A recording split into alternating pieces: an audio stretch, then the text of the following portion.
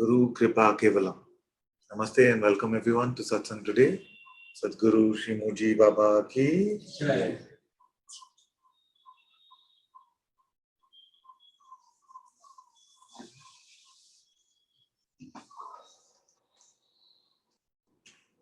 Okay, let's hear Sanjukta.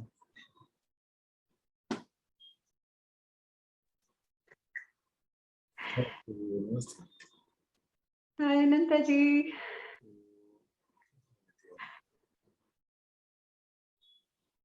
I'm so happy to have found you, Ananta-ji. Thank you.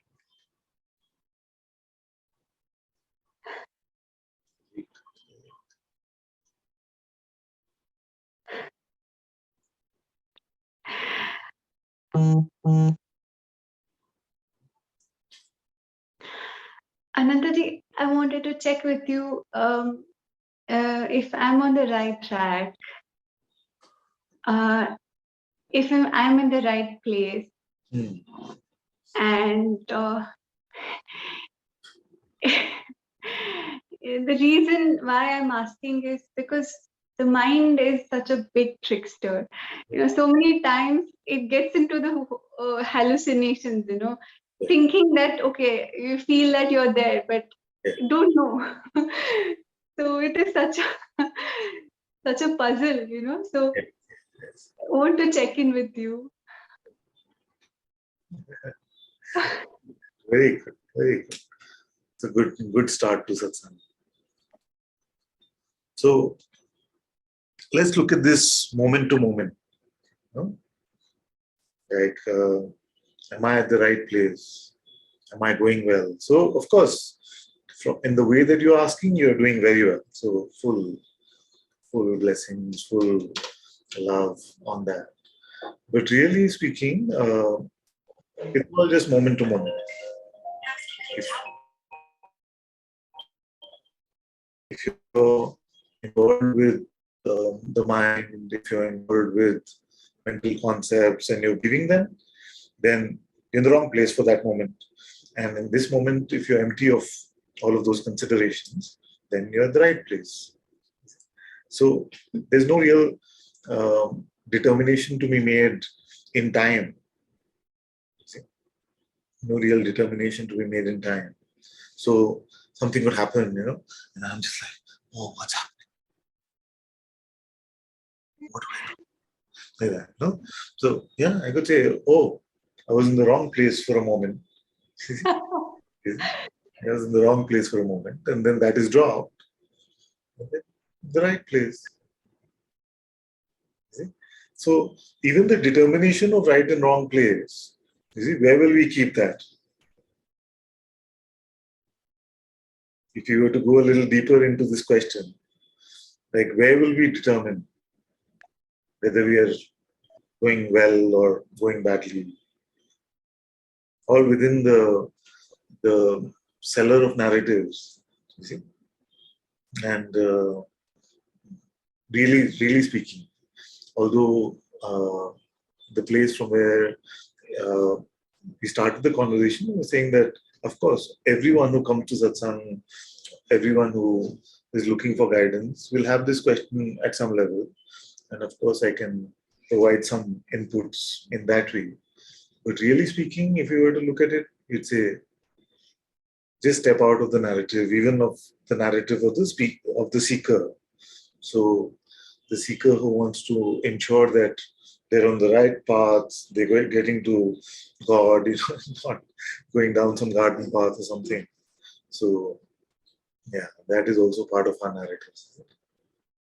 Now, empty of those considerations, what are you?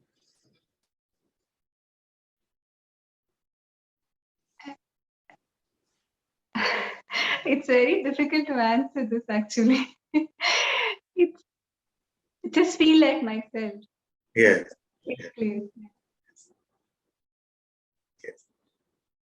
That's it. So just like that, moment to moment. When the mind draws you into these conclusion-making type exercises, then just let it go. I was telling another child the other day that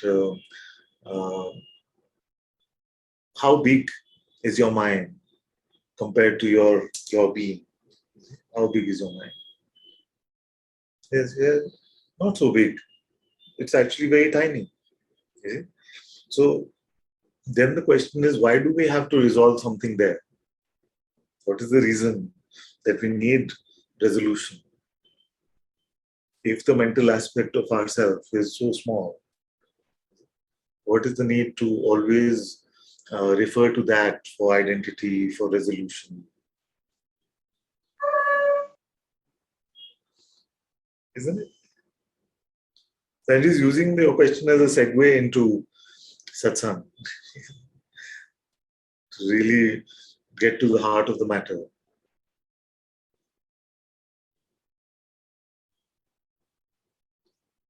So if the mind is all confused and is saying, you got this all wrong, you're messed up, you don't know whether you're going to the right master or the wrong master, you don't know what's happening, none of these things you're sure about.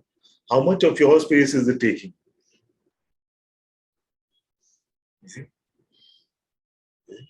And it can seem intense and strong if your attention, you see, is fixated on it, then it can seem all encompassing almost. Another child said in satsang the other day that it's everywhere. My mind is just everywhere. It is not everywhere. You can still hear this voice, and I've been using the nose. Is your mind your nose as well? Your nose is more important than your mind. So better to keep your attention on your nose than on the mind. But if attention is difficult to manage, then at least don't believe its narratives. Because it keeps us in the seeker-finder narrative, which doesn't apply to you, to your reality.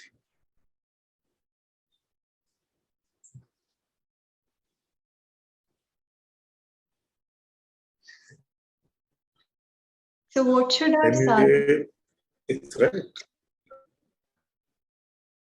We'll come to that in a moment. So I was saying that you said correctly, the answer is very difficult to determine. That without these considerations, am I audible now? Yeah. Audible. Okay, I was on the wrong internet all this time. But in the right track now. So, so I was asking Sanjukta, so what is it? What can you say about yourself without these considerations, the empty of these considerations?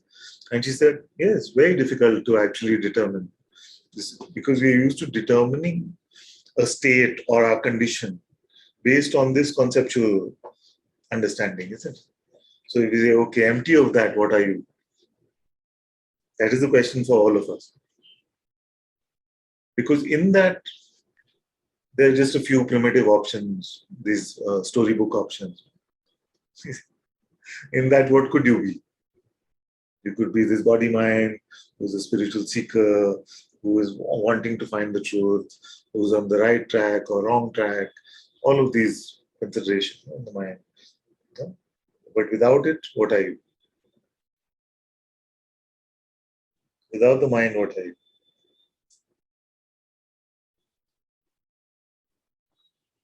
Yes? Anything?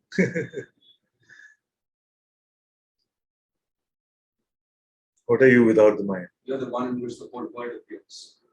The one in which the whole world appears. Look at that.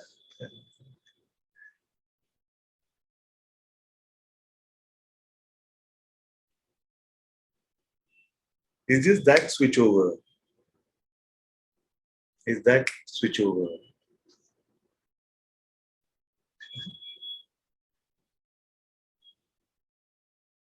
Not needing a mental certificate. A certificate from the mind saying, yes, yes, or no. Doesn't matter.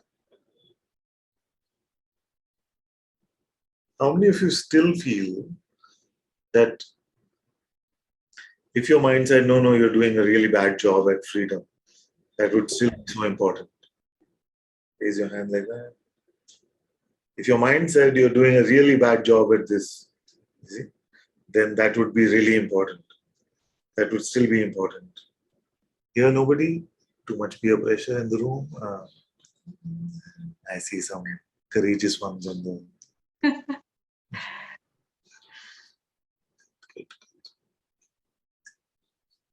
But really speaking, it's not important. It's not important. You don't have to convince your mind. Don't have to convince your mind. Just like you don't have to convince me. Many times I meet someone who are coming to satsang, and they want to show me like how much they've understood and how far they got to, and that they really God. I know you're God. You don't have to convince me. I know already that you're beyond consciousness. There's no conviction needed here. I have no spreadsheet of disciples saying, okay, now God -2, this one is God -1, this one has gone beyond God. Spreadsheet like that. What is of interest to me is just moment to moment, like right now. What are you buying about yourself? If you're buying a story, then how can I get you to drop that narrative? That is the only consideration I have. So you never have to convince me about any of this.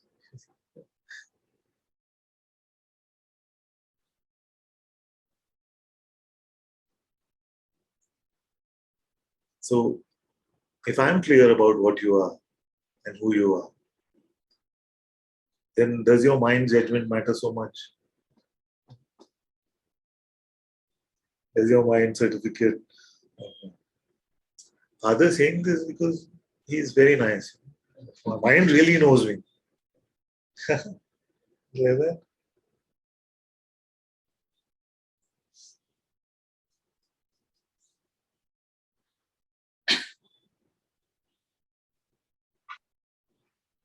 So no convincing the mind. We can make it one of the deals maybe. No convincing the mind. It's already there, I see.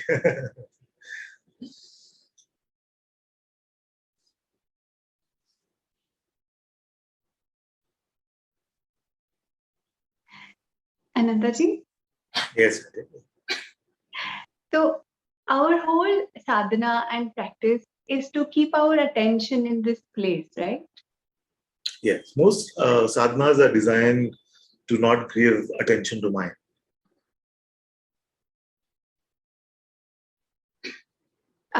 So I have seen, a couple of satsangs where Muji Baba says that there is a witness who is watching everything.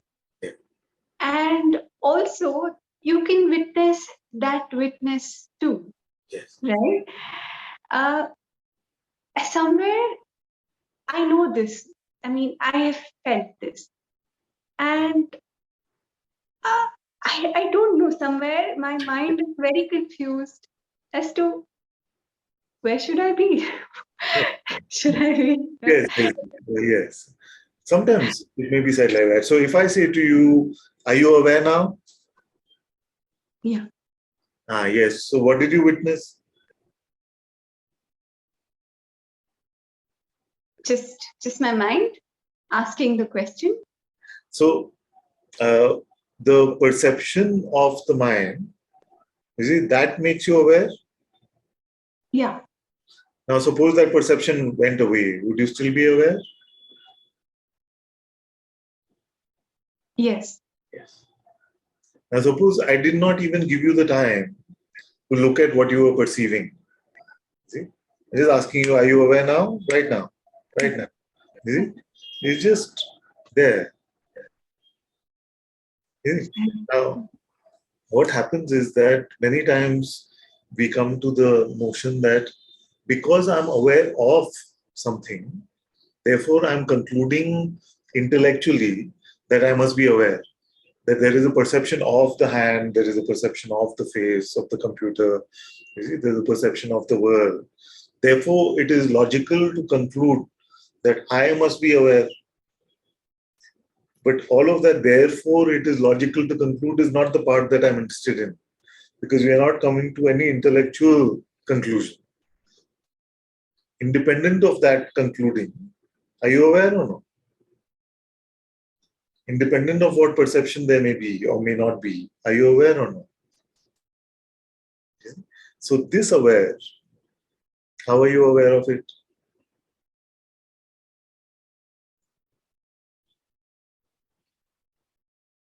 This primarily, this prime in a very primal way, before any tools of perception or conceptualization even have to appear, in the most primal way, you know yourself. And that primal way we call intuition. So this intuitive recognition is always available, universally always available to everyone. And in fact, it took a lot of programming from society and parents to convince us that you are not this, you are this body mind.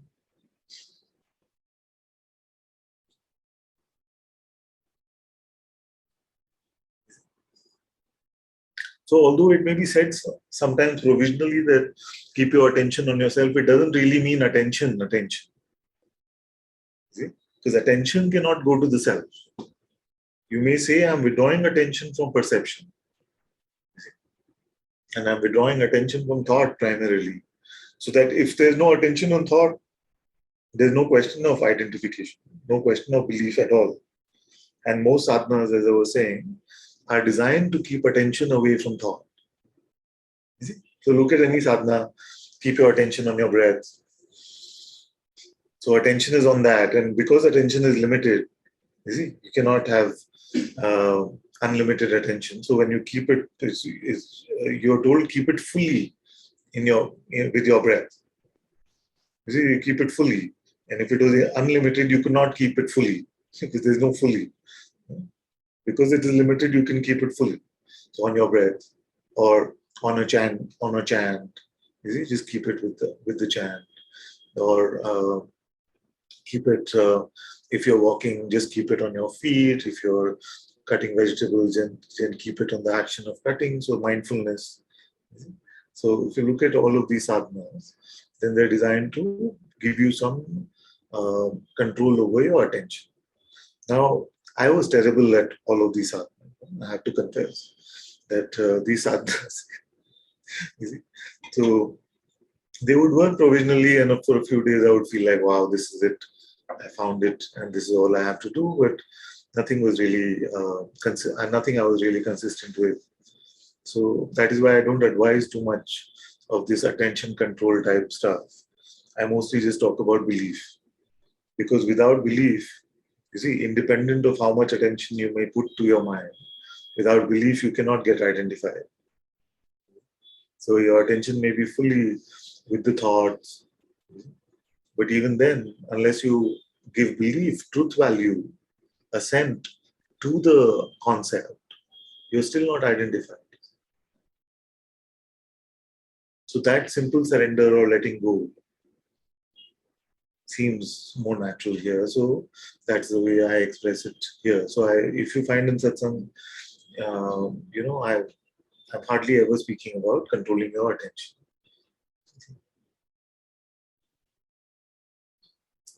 I was terrible at it.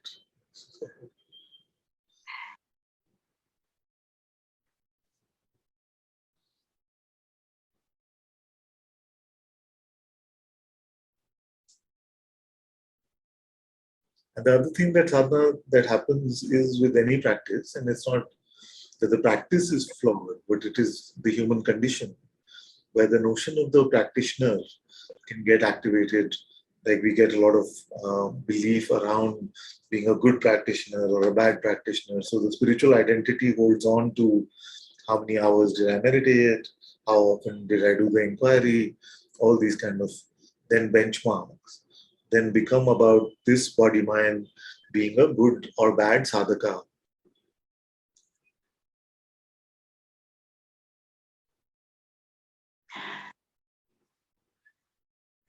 But most importantly, like if you decide to seek something. No? So suppose you said, I am going to seek my nirvana is chocolate cake. No? My nirvana is chocolate cake, let's say. And I'm going to go looking for it. You see? But isn't it important to first conclude what you are? Suppose you are made up of chocolate cake already. Then why would you want to get more? You're full of chocolate cake. So then when we go seeking for God, isn't it important to determine whether God is not here already? Like, does it warrant a seeking in the first place? Who's here already that I must go seeking for God? You know? Even this is at least rational also. No? Mostly I'm messing with your rationality, but this much at least is rational.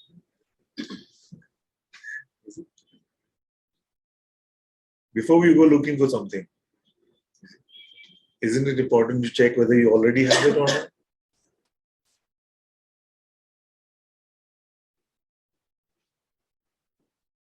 So when I ask you, can you stop being? Try to stop being. You notice that being is just here, it's just present. Presence is just present. You see? So whose presence is this?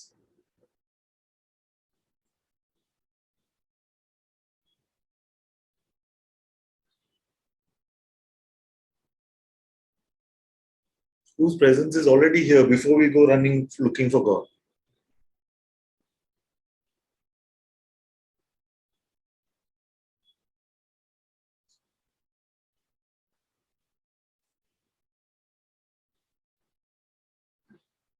Who is it?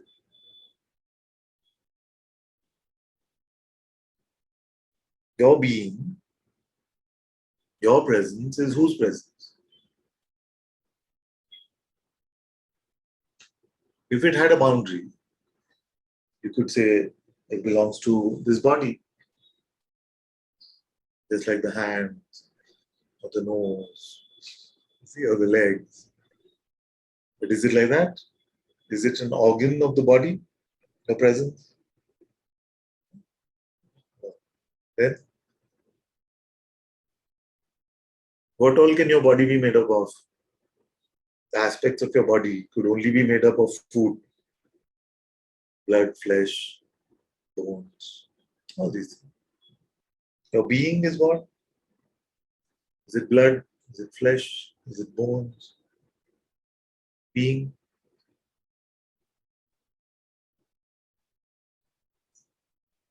Even these very simple questions we've not asked you. You've just taken it to be like this. Oh, the being is within my body or something like that. How can your being, which is just a bundle of food, contain God, presence?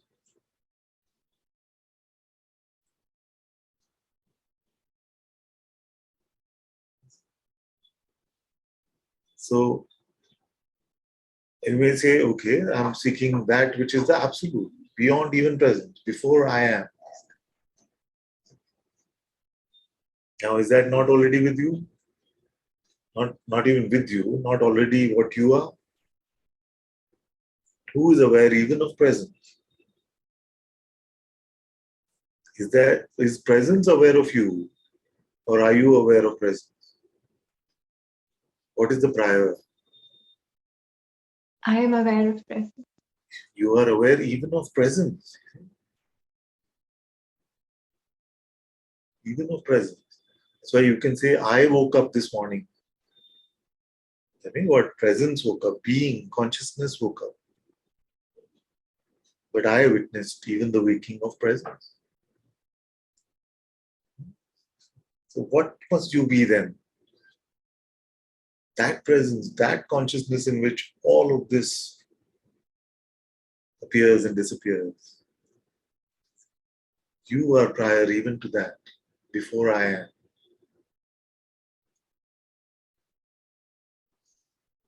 What is this you? So it's one of the deals that you must determine first what is already here before you can go seeking. No? That's a good one. We should add that.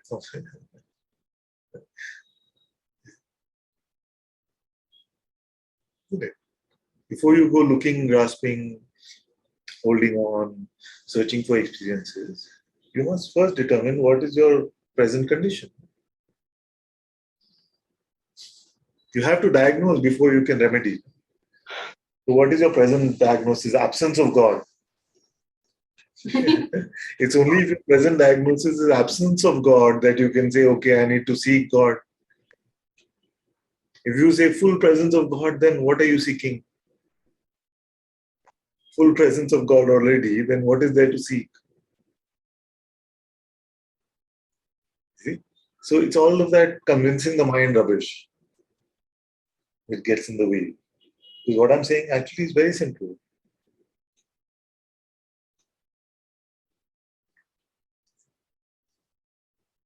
Who is here already?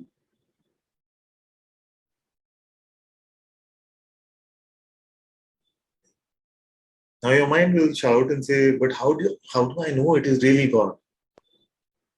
See? Don't fall for these tricks because you know in your heart. You see?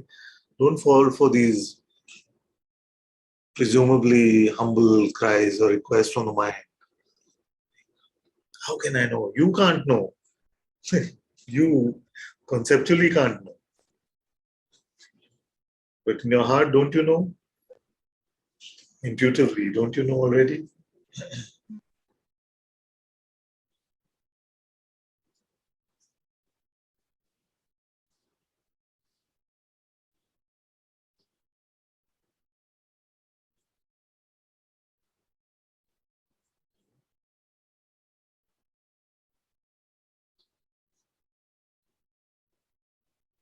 How can you find out whose presence is this?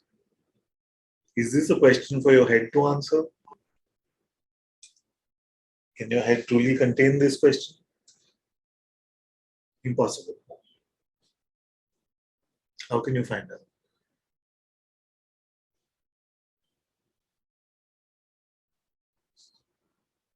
Whose presence is this? Suppose we're not leaving satsang till you can confirm this. Whose presence is it? It's important, isn't it? It's a constant companion, the most primordial vibration. It is what you call I. I wakes up. I woke up. Isn't it important to figure out who this guy is or girl is?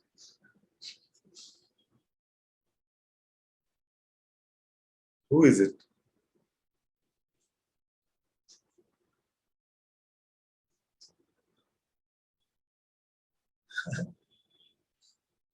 Hey, everyone looking so lost.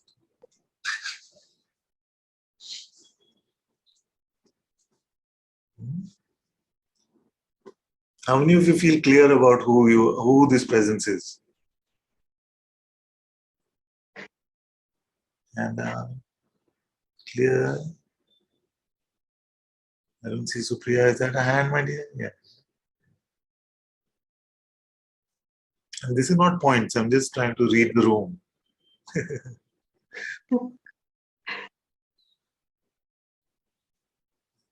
good. Very good. Okay, let me ask the other way. Who is not clear about whose presence this is?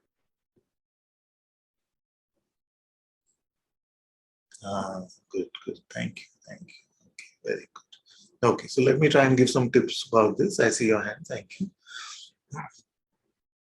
So a question like this is asked. One way to look at it is very poetically and say, oh, Father is saying this presence is the presence of God. So let me just believe that is the presence of God. Ah, God is here. Okay. But that's a provisional level of working. That's not where I want to work with all of you. I don't want you to believe me because a belief can be thrown out very easily. So tomorrow you believe somebody else. Today you believe me. Tomorrow you believe your mind. So if it's just a belief, it doesn't help. Now, you cannot determine the answer in your head. This question is too primal for your head to understand. It's too much, too big for your head to understand. So let the question be with you, but don't apply your head to it. And tell me if the answer becomes clear.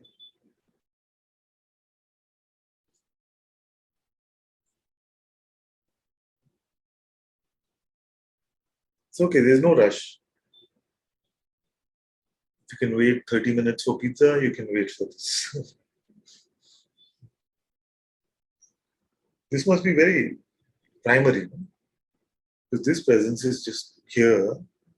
So it's better we find out whose presence this is. Now I've told you the tip. I've given you the clue as to how we can get it wrong or get confused about it. You see? So don't use your head. Don't use your head means don't try to conclude conceptually or mentally.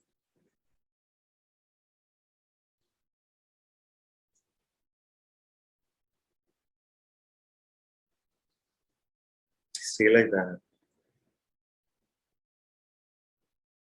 Stay like that means all thoughts can come and go, but you're not buying into any of their stories.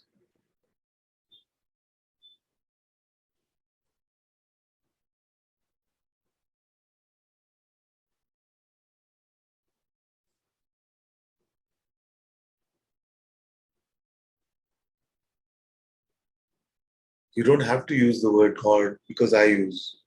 You may have some other baggage with God. I may have a different way of using the word. So it doesn't have to be the word God. It doesn't have to be any word at all. So just meet yourself in this way, meet your presence in this way.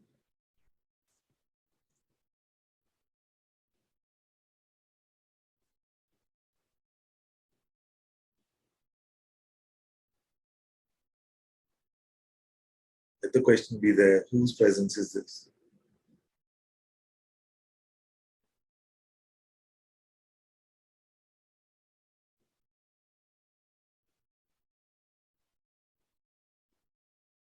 If your mind is screaming, doesn't matter. Let it scream. You have nothing to do with it. Don't worry. It's only in the top story here. It cannot come to the rest of you, your being.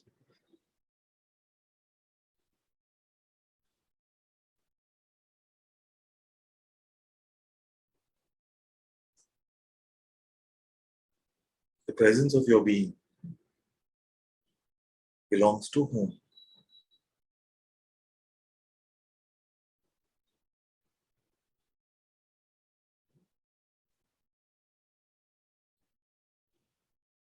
We are addicted to resolving in our heads.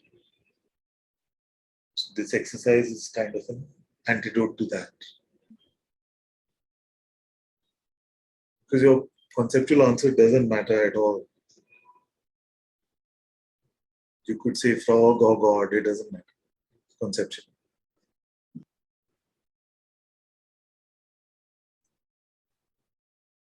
You're able to meet the inquiry?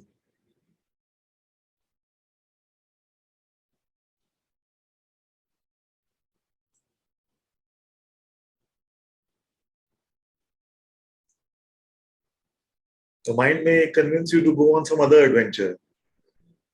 It may say this is a very good time to ask some other question and answer that. Don't let it confuse you. We are answering something, we are looking at something very important. Who is here? Whose presence is this?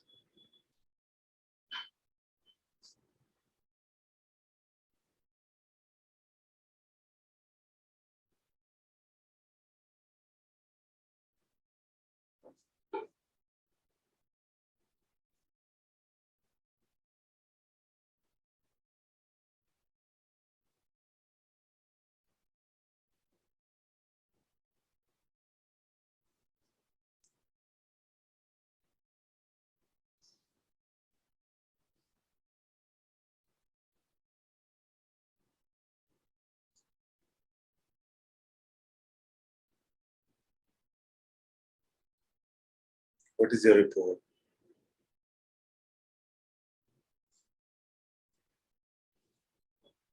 Is there a report?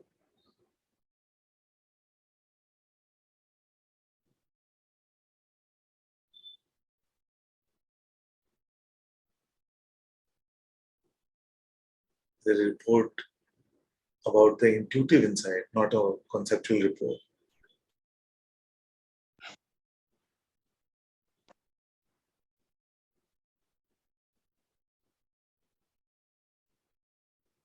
So I keep saying that God is already in your living room and you're searching the whole house for God.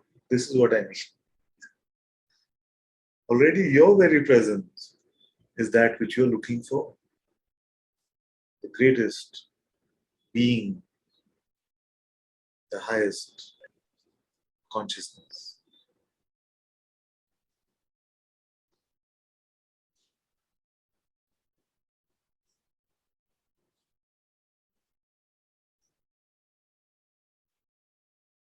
One being.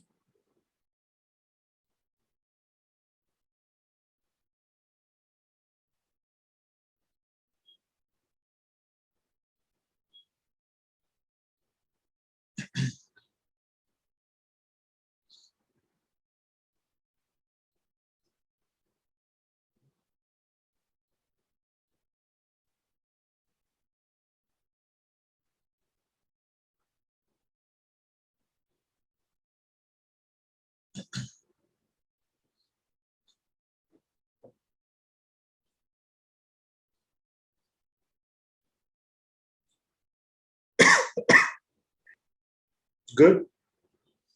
Good? Yes? Okay. Now the next exercise, insert this, what you're discovering, let's call it presence, into a story. Insert this presence into a story. In the same way. The same way. Don't go to your head. What story does it have already? Okay, before we insert, let's see. Does it have a story already? No? No. Pakka? Everyone with me? Does the being have an inherent story? No. No story. It is beyond time, beyond space. And for story, you need time and space. So being cannot have story. But we don't have to infer. I'm just pointing. But you can just check for yourself. Is it in time? Is it in space, spatially? So you can see that it does not have any narrative. It doesn't have a past, present, future. So how can it have a story?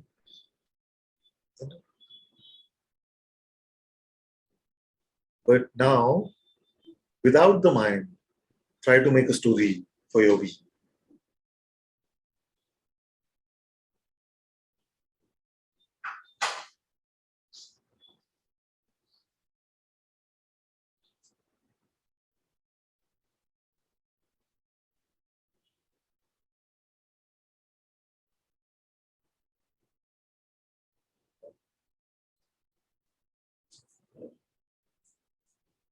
Try to make your being have a past.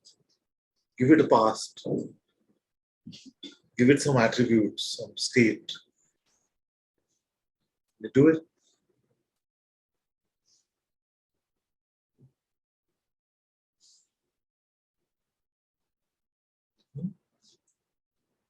Try. What's happening?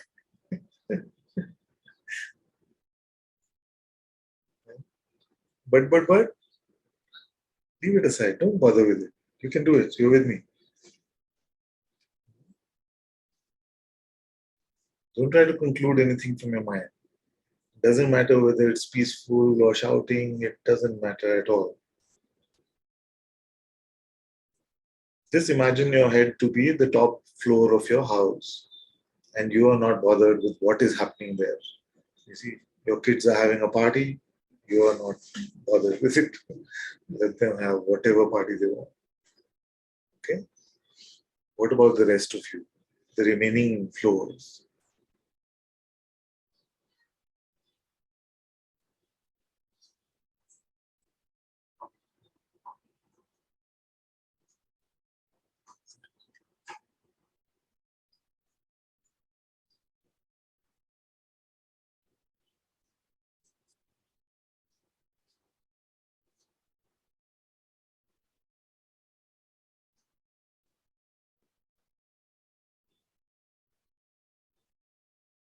Anyone got a story? Story? No? Yeah.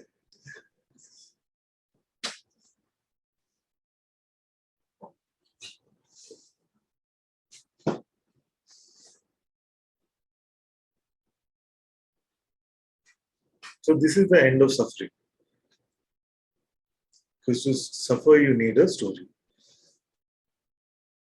This is the end of suffering.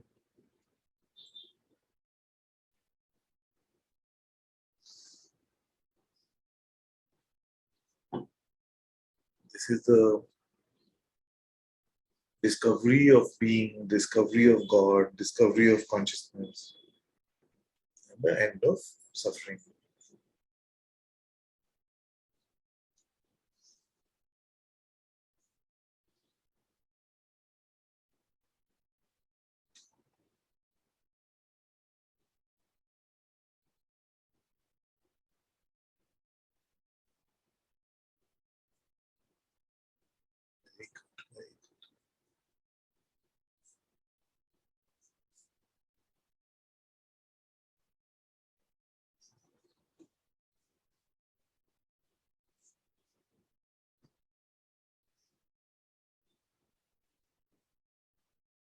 Now, one more step.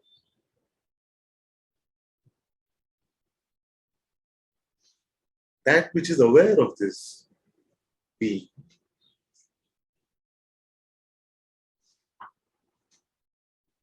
aware of this being. Don't think about it. If you start using your intellect, you're out of satsang, whether you're in this physical environment or in the Zoom room, it doesn't matter. If you go to your head, use your intellect, you're not in satsang really. You're in the company of your mind, the seller of limited idea. So continue to not worry about that. Let it have the party in the top story. All the stories in the top story are okay. You remain with the rest of you. That which is aware of even being,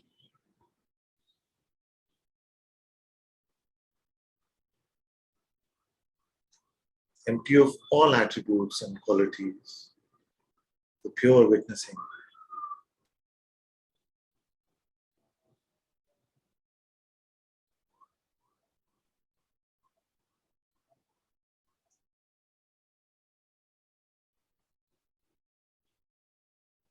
What is that one's relationship with you?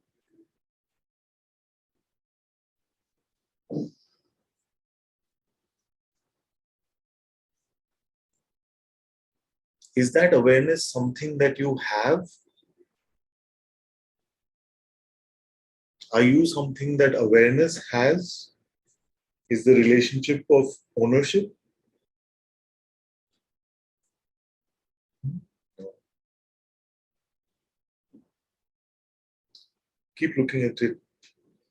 If you feel like you've not settled into the intuitive insight about it,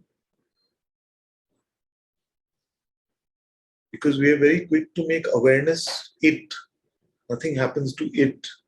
But what about me?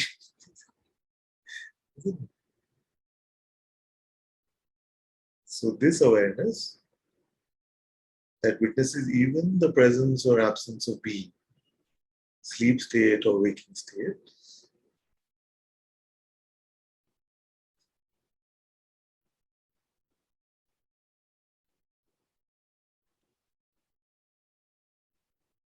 what relationship does it have with you?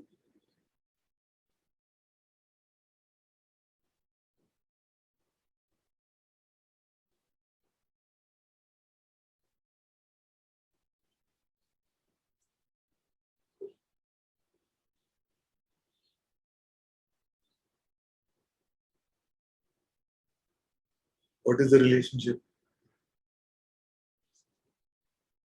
Hmm? You are it.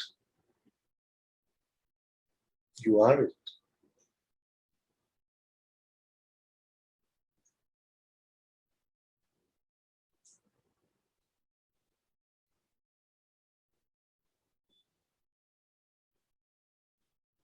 Is this a mental clarity? Is this a clarity? Just confirm for yourself. Because tomorrow you will say, I was so clear in satsang yesterday and now it's all confused. Is it at the layer of your existence where clarity and confusion happens? Because it's not a mental clarification. Try to confuse yourself in the heart, in your intuition.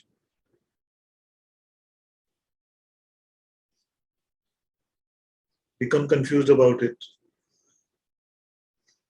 Is there any capacity for confusion intuitively?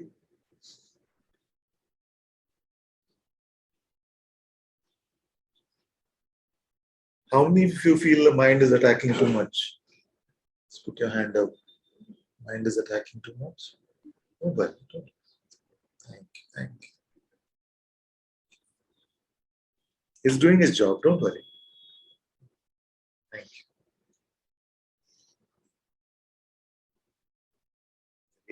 Anantaji, I'm so sorry to interrupt you here, No problem. Say but it. I have to ask you this. Yes. Okay? So the presence, the I am intuitive feeling, Yeah. it was such an intimate feeling that I felt that I am. Yes. You Yes. are. Yes. Yes. Yes. Then. And again, the witness to that feeling is also me. Yes. Yes. Because it is I and I am. It is not I and you are. You see, it's not two. You see, it's like I am aware. See, and then I am existent. I am being.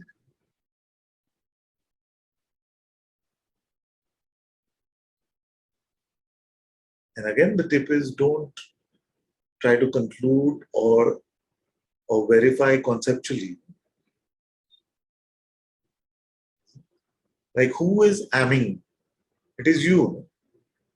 Who is being? It is you. That you is beyond being and not being, beyond sleeping and waking.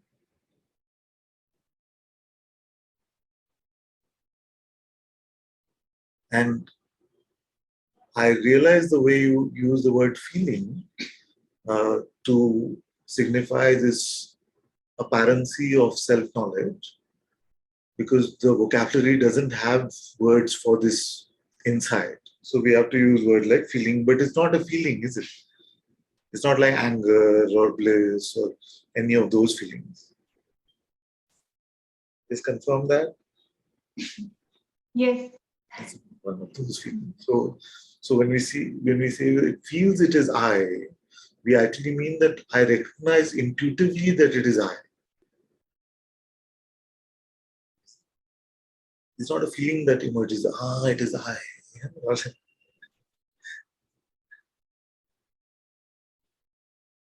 Yes. So I am. I always say to you, it is not you that are being. It's not you that are being. You know intuitively that it is you. It sounds strange. It just sounds absurd when I say that. Of course it is I. If your label I is not burdened with the baggage of body mind, then there is no trouble with this. But if you're trying to fix being with the concept of being a body mind, I am my being, you see, then it's full confusion in the head. But empty of that baggage, it is pretty apparent, pretty simple. Nobody says, oh, this morning somebody woke up, unless they're being very Advaita about it. No? So, this morning, somebody, "Yeah, I woke up. What time did you wake up? Oh, 7 a.m. Yeah, like that. Like, I don't know who, somebody woke up. But I remained as the witness. Nobody talked. Like, I woke up. The I am is so intimate. See, so it's natural to call it I also.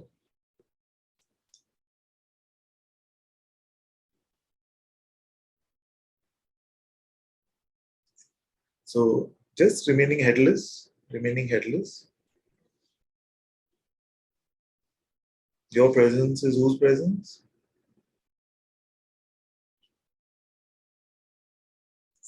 Have that, stay in that insight.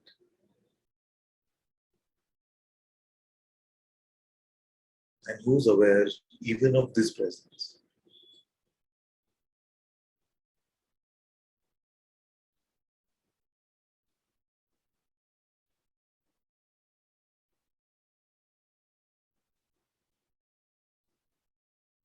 That I that is aware even of this presence. What mode of recognition did you use?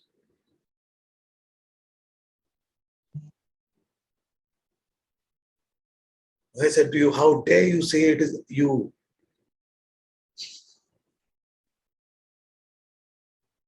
How could you say such a thing?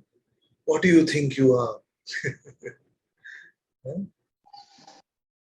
Prove to me it is you. How would you do it?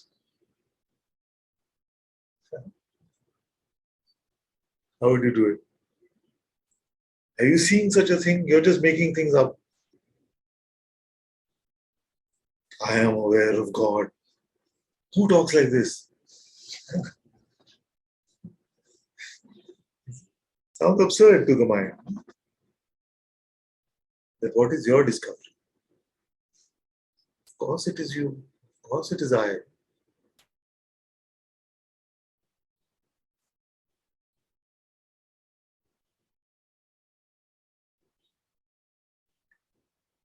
Is it an experience? Are you calling some black, empty space I? If the mind is throwing such visuals at you, just find out who is aware even of that. Who is perceiving even that?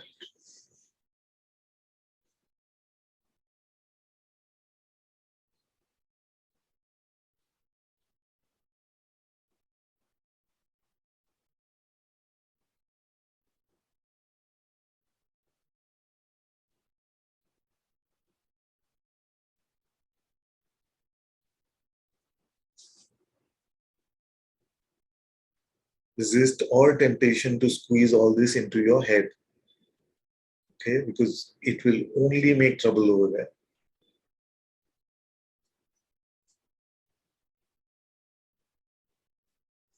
Your building has infinite stories, infinite levels, floors. Let the top floor be. Nothing is going to happen. Don't worry. What about the rest of infinity?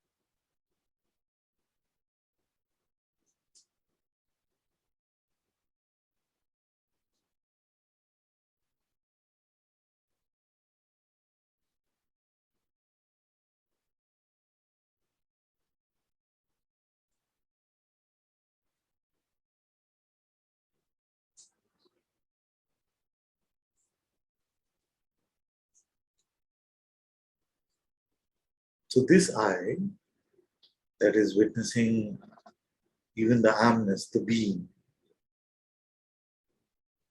Tell me a true story about it.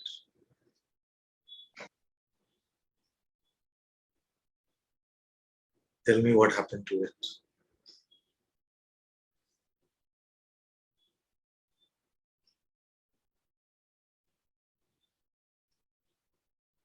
And if it doesn't have a true story, then promise to throw all your stories. Because you are this I. So what is your story?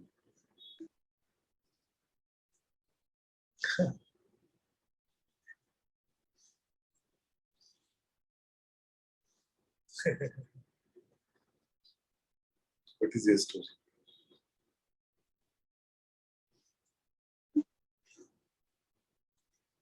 Without going to the head.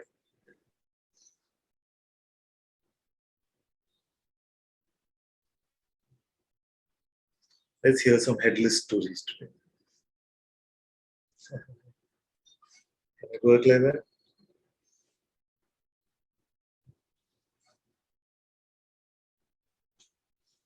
Without the head, what time is it? Are you in time?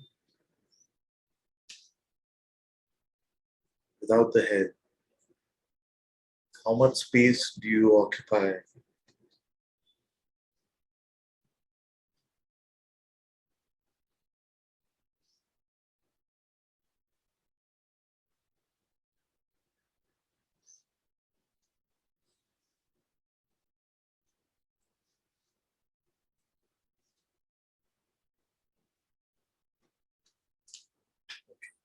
So, if someone's not feeling clear about what I'm saying, raise your hands, please. See. Okay, 2 hands on this screen. Next screen. Keep your hands up, please, so I can see them.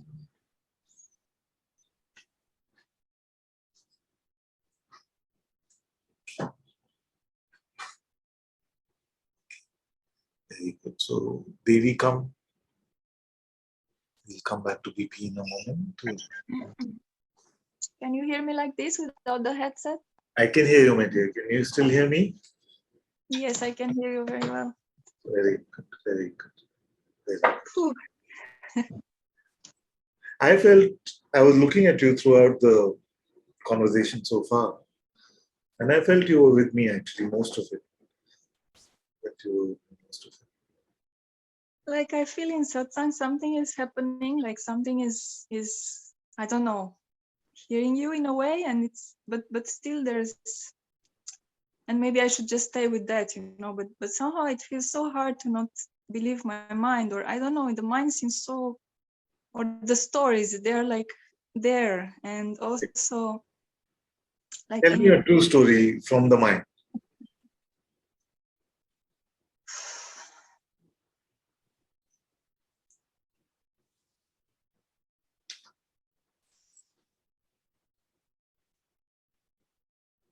like for example, that I don't get it actually, that I don't really get what you're saying. Yeah. I don't know if it's true, because you also say you feel I'm with you. So, but somehow I believe, like I live like this. My day-to-day life is like, oh, I'm so bad. I'm so far from what Guruji is saying and from what Ananta-ji is saying, and how to get back. Like all the time struggling to get to some, you know, to get to harmony, because I feel there's a lot of disharmony in the way this body, mind, or I don't know what is functioning, like in my day-to-day life. Yes. It's a lot of mess, and it feels like there's no way out, or there's so far to come to peace, to come to. So, attention and belief both seem difficult to withdraw from the mind. Is it like that? Yeah. Okay, show me. Let's try now. Withdraw your attention and belief from the mind, and then tell me what seems difficult. Just give me the slow motion commentary.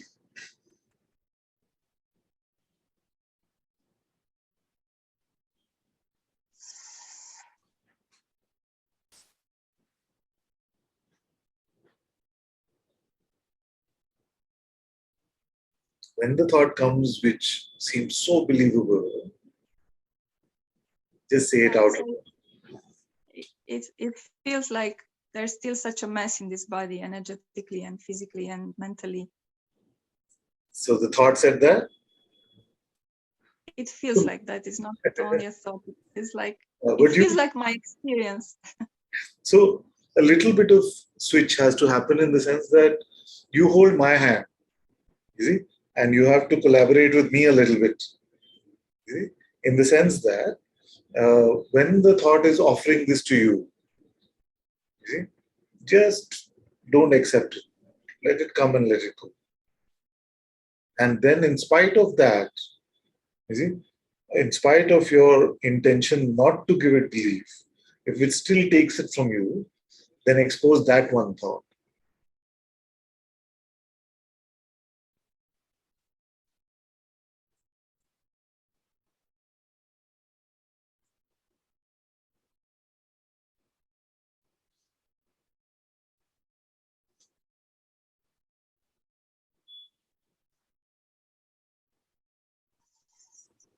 Keep holding my hand.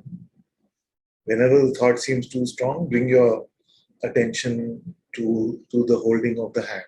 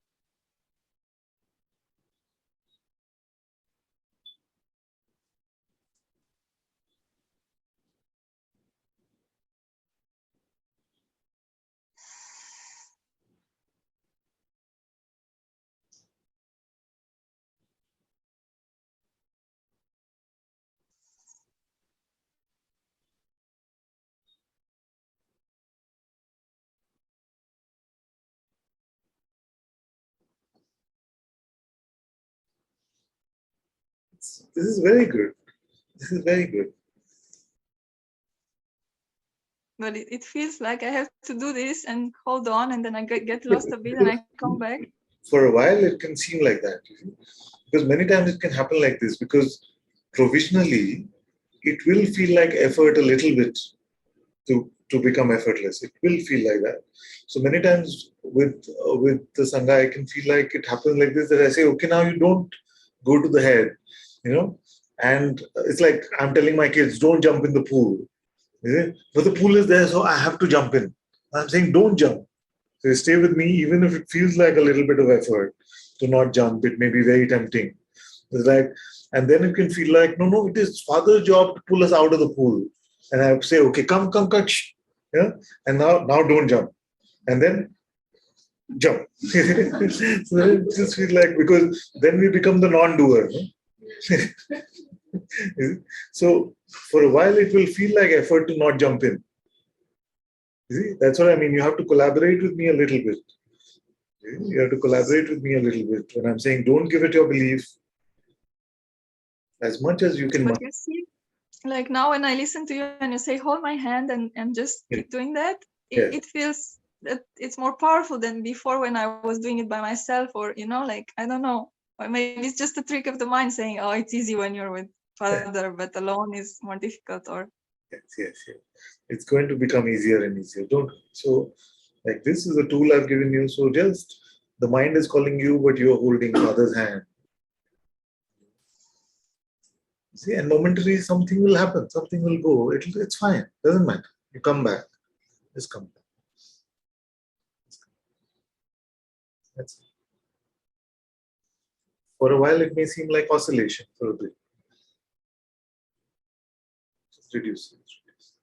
and it's such a strong habit to complain, Now, like now, it's now, where are you now?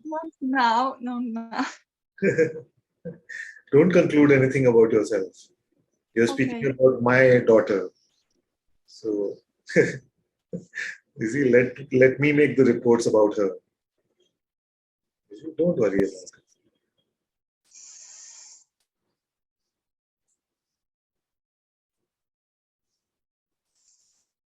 You don't have to determine your condition. Let your condition be my problem now.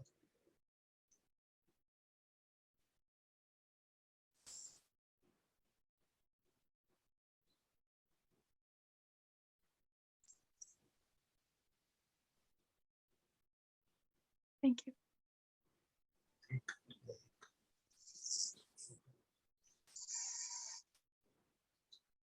And who was the other one who said Salah?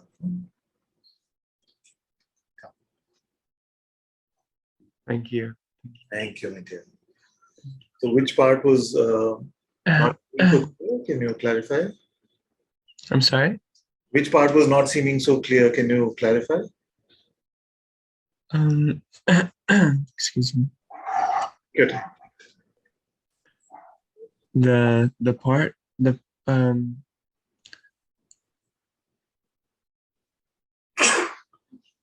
it seems like it's very strong to not believe, like she was saying, to not believe the mind, the thoughts, and the stories. Seems very like there's such a strong polar attraction, and it's Okay, so let's go step by step. Okay. Can you stop being? Don't be. So, everyone. Don't be. Tell me if you succeed.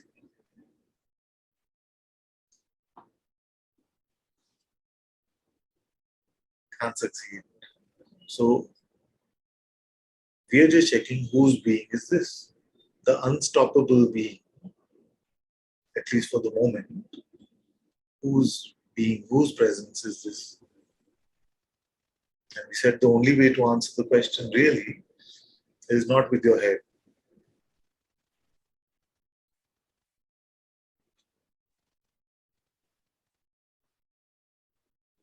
So I've given you the anchor, I've given you the anchor, and I've given you the pointer. So I've given you the anchor and the axe. Both should be enough, actually.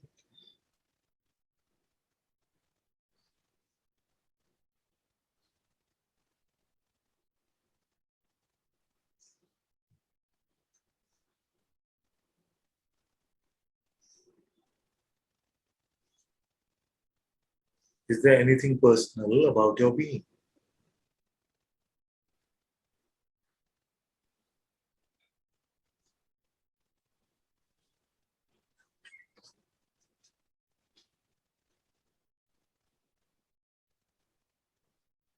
Stay without your head about this. And that only means that you may buy into a notion once in a while, but as you're reminded of this, you're dropping all of that. You're not trying to create like a clean sheet, like for the last 10 minutes, I did not identify even once. No, we're not trying to do that. See? So these reminders are just coming to remind you, oh, if you're getting involved with your head, just drop it. It's okay. It's okay.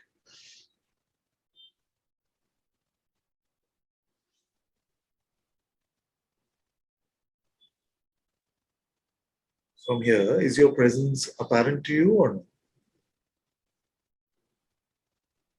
Yes or no?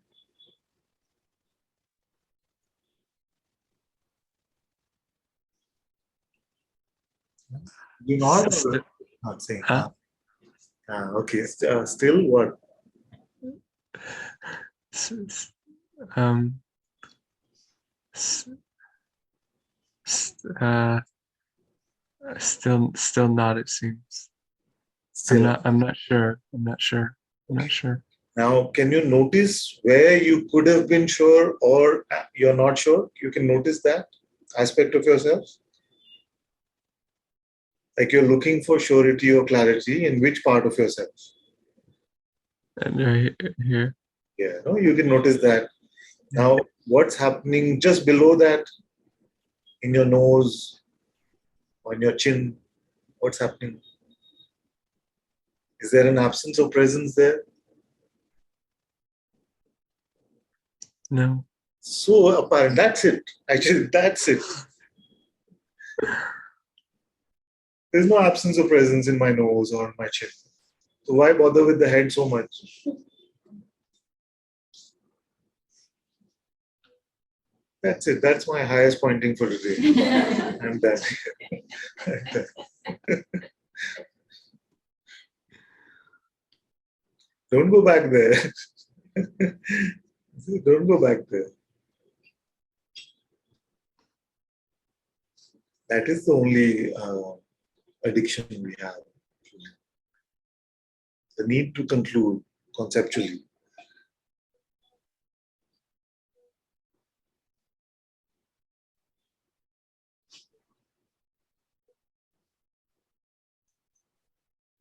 Now, is your being apparent?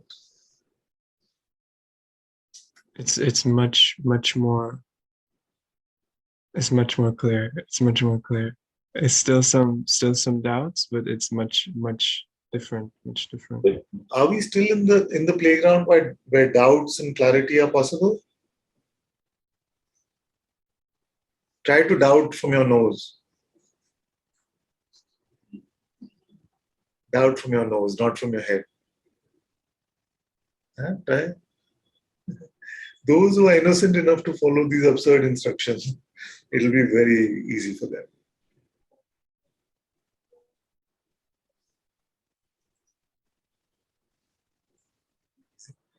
Because what's happening is that we are so used to trying to clear up our head, get clarity there, then some doubt comes, no, is it real?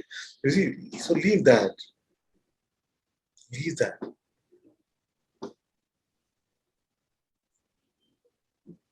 Doubt from your throat. Stop. Create some doubt in your throat. You can laugh, it's okay.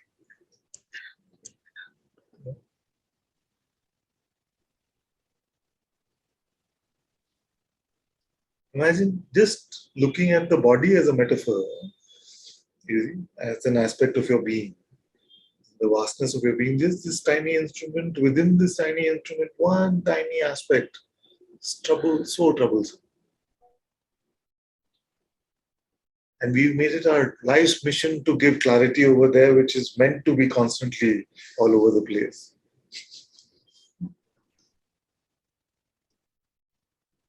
Why don't we meet the rest of ourselves first?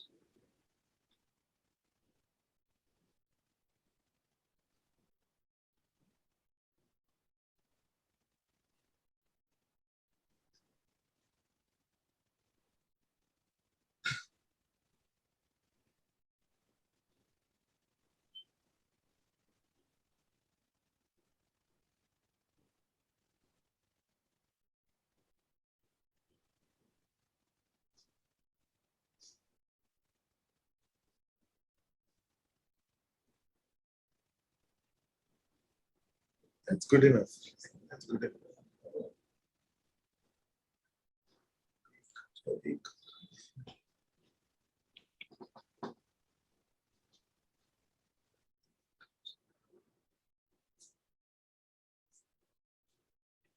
Okay, BP has been waiting for a long time, so still headless? Come.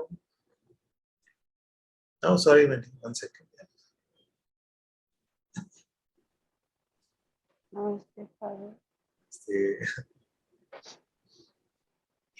how is life without your head?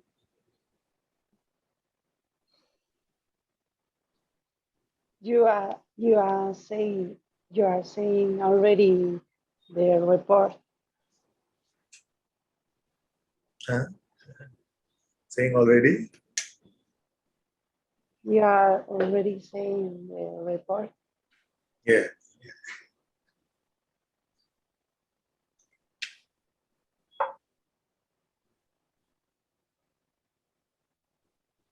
It seems pretty good to me.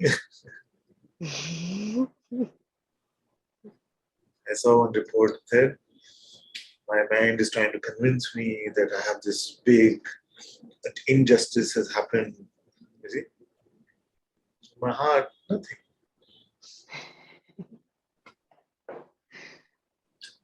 Yes.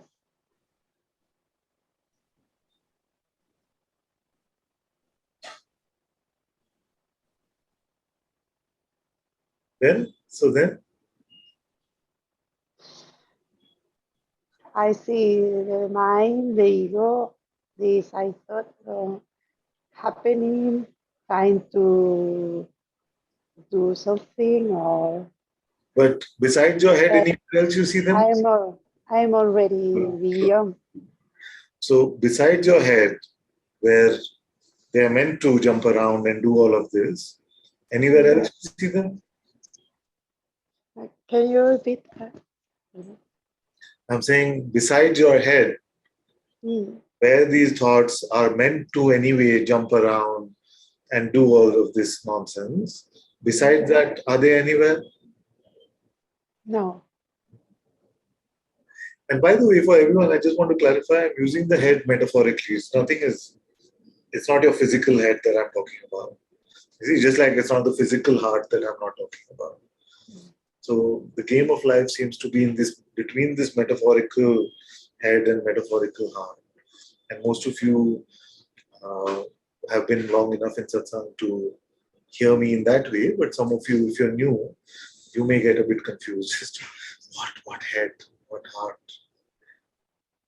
I'm just talking about the aspect of ourselves that we call the mind, which is full of these constructs, energy constructs, which sound like thoughts. So that is the head. And then, independent of what is happening here, there's an intelligence, a divinity, which from where what we are is apparent. And everything that is needed to function in the world emerges from there as well. That we call the heart or intuition. So, if we go to the land of trouble and if we find trouble, that is not a big deal. If you went to the land of no trouble and there some thought was jumping, then you can tell me about it. If you say I visited my head and there were some thoughts jumping around there, obviously. It's like saying I went to a school on the weekday and some kids were playing there. Of course, it is for them to play or study.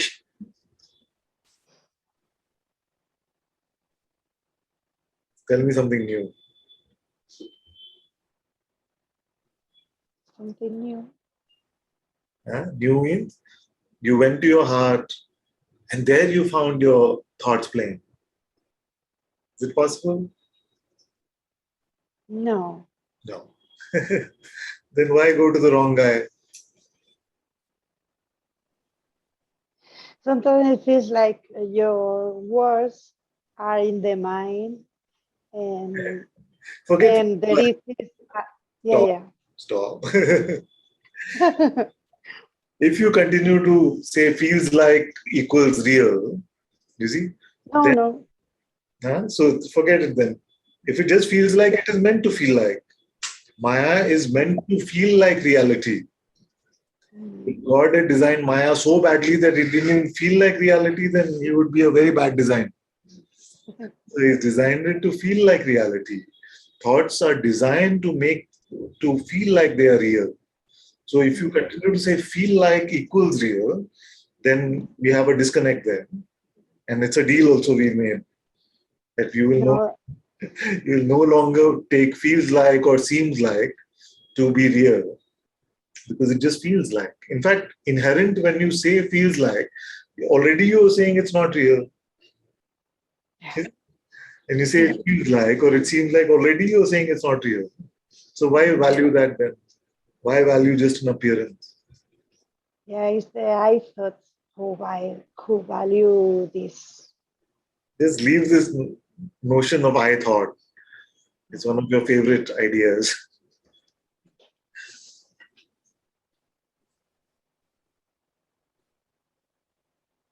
Did you find a I thought in your heart? No. No. Then leave it.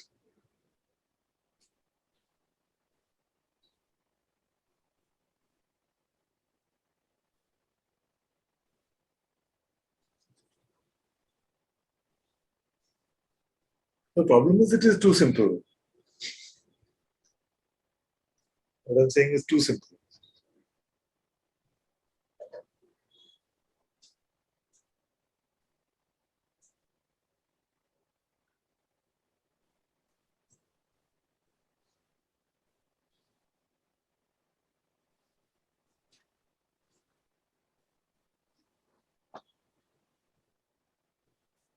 And one says, then what to do with what feels like and seems like?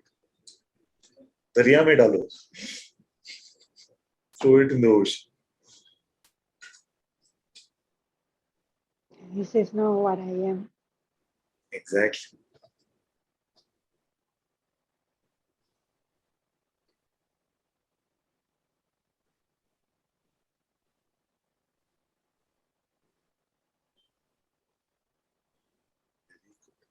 And don't wait for any mental confirmation. No, no. Very good. Whatever the mind says, it's not what I am already. Yes, yes. Very good. Very good. Okay, let's go to Supriya. Supriya must be quite upset with me because she's been sending me some messages which have not received any response whatsoever. Namaste, Father. Yeah, I'm very relieved to see that. Father, I had to get my mind in front of you to get some wax from you. So, yeah. Oh, I thought Satsang already was quite good for that. Yes, yes, it was. It was. Yeah. Oh. But I still want No, to. wait, before you go there. Your smile is shining, your eyes are shining. Now don't go to that troublemaker head to make some report which is not true anyway. Tell me something fresh. Fresh. Because see, you were like holding up your sleeves to go back to the mind and say, what is my problem? Okay, now let me. Don't have to do that. If it's gone, it's gone. Father, I won't go like 15 days back, but can I go in the morning? What happened? Okay, if you insist, and I've been quite mean by not responding to you. So you, No, actually, Father, you've answered everything. Like there is no scope for anything, but I still want to just offer this. And just as you said, no, just I know I've been holding your hand for this last 1 year, and it's been like, that's what's gotten me through. But there's this belief of a lot of loneliness, rejection, isolation, and these feelings are very physically being attacked. Like, it's like in the form, like in the morning, there was extreme that depression feeling and everything, and trying to be the witness to it. It was, I would say, yes, it did go after a while. But I just wanted to offer this, Father. This is, and it's just some new tricks of the mind that are coming and playing up here. And I guess there was a little bit of avoidance to also come in front of you and probably share. So today, when in the morning when this happened, I said I have to sit and come in front of Father, because somewhere there was this mind trying to be the one who's telling the pointers, but you are here, but everything is playing out in front of you. So it's not really true. And and just listening to that, I just realized it was like another trick of the mind, where it was believed as that in that position. And I just wanted to expose that, Father. And It's been changed. Yeah. Thank you, Father. Thank you so much. Something that, like some of the things that you mentioned, I just feel like it touches my heart somewhere as a father, and I want to. I feel at some level, I could have taken better care of you then. But now, I just want to say that you must come to Satsang. Until I tell you to stop, then you don't stop. Okay, Father. If you're not able to attend one, then you send me a message saying that I'm not able to attend today because the sky is falling or something like that. Nothing less than that. You see, because I know this trick of the mind, and some of you have been with me so long that it doesn't feel so good to hear about depression and loneliness and things. So I want to help you in this thing, Yeah.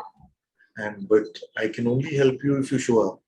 Yes. Of course, I'm always there with you, but I'm saying that sometimes you need an actual surgery to happen, which is easier if you show up in satsang. Yes, Father. And this started showing up since a week, and I was like, and though it's somewhere maybe it was showing up before also, but it was easier to cut it or just disregard it and just be here then. And but for some reason today it was extremely like very it was like a storm. And In a way, it's good. In a way, it's good. In a way, it's good that it brought you like to this, and you had to show up like that, and I had to create this rule for you till I tell you. yes, Father. Yes, Father. And also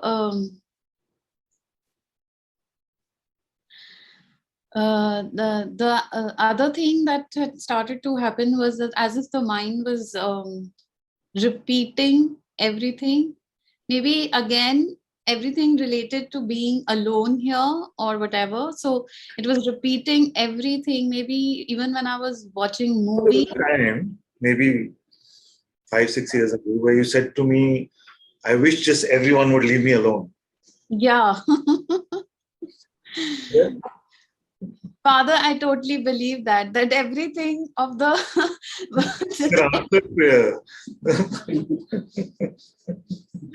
everything said unconsciously is also coming true.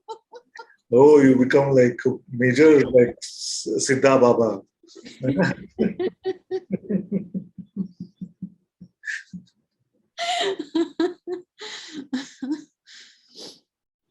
No, Father, I think another. Leave you alone. Now, everyone, if they're leaving you alone or not, I don't know, but you're concluding that you've been left all alone. So, how is that bad news?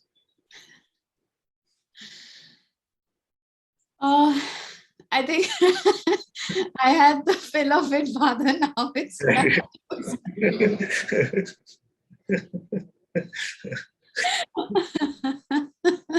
Like the sadhu who wanted to live in a cave all their life, and then after Now the it's you. you're like, "Okay, I'm sorry."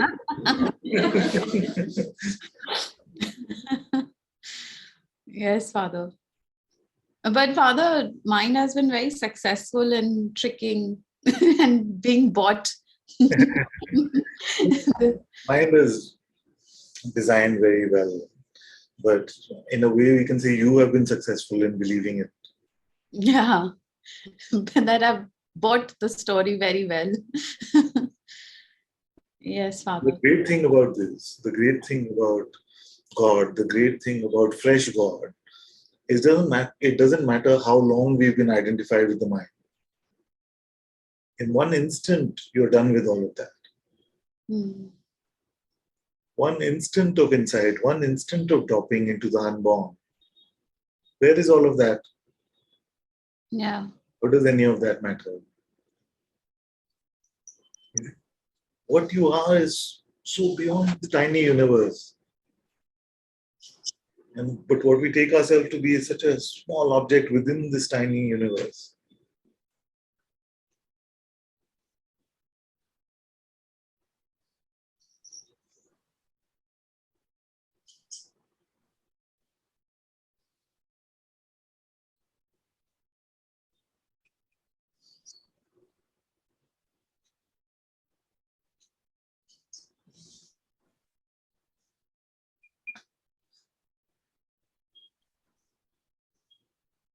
Don't try to resolve or solve or fix anything.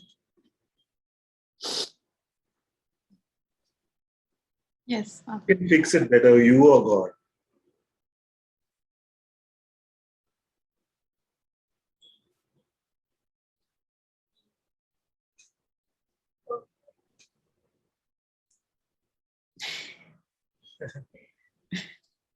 God is sitting in your heart, and we are trying to fix or resolve things in our life.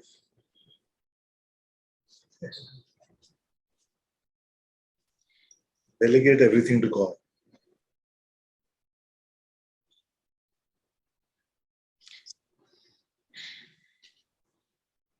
Father, today, while you were guiding, something got so clear here with the whole it was always like a doubt with seeking, that every time I start to seek, I feel fallen flat, like more away from here. And there was like a loop that was always happening, like seeking, then more seeking, and then today also in the morning when all this was happening, and this there was this cry, God, I only want you in my heart, and I only want you. And today when you just showed that God's presence is always here, and then suddenly there was this, that everything was like not true. It was like an illusion. And even the one who's crying that I want God, I want to be here, God, just take me.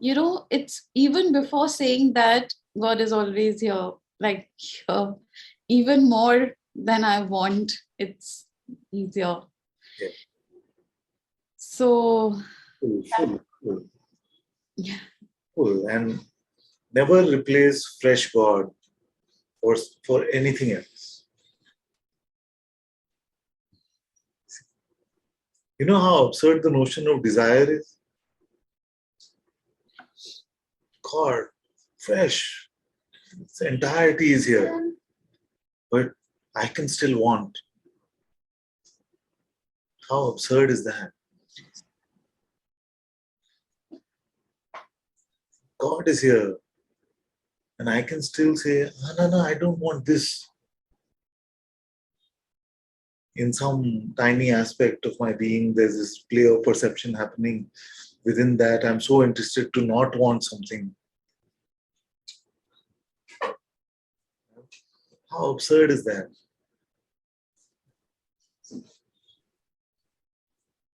How absurd is the idea that I only live here inside this body or something? Not even inside the body. Like, as a body, we feel, we believe.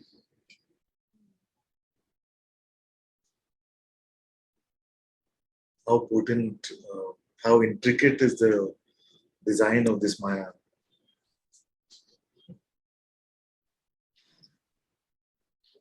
One fell swoop, one headless, one sword chop all over.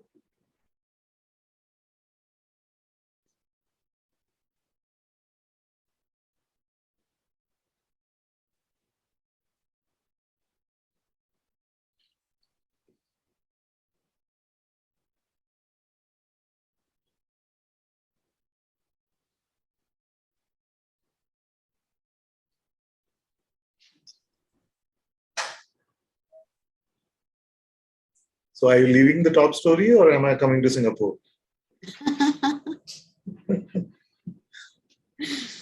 Top stories left. Father, I'll be coming to Bangalore now very soon. You come and stay for a few weeks this time. A few weeks. Yes. Some. Maybe. Yeah. Very Yeah. Yeah. Love you, Father. Love you so much. And thank you. Thank you so much. So much. comes.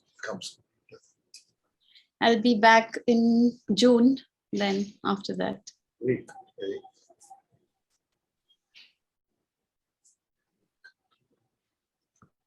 Okay, let's go to Muni.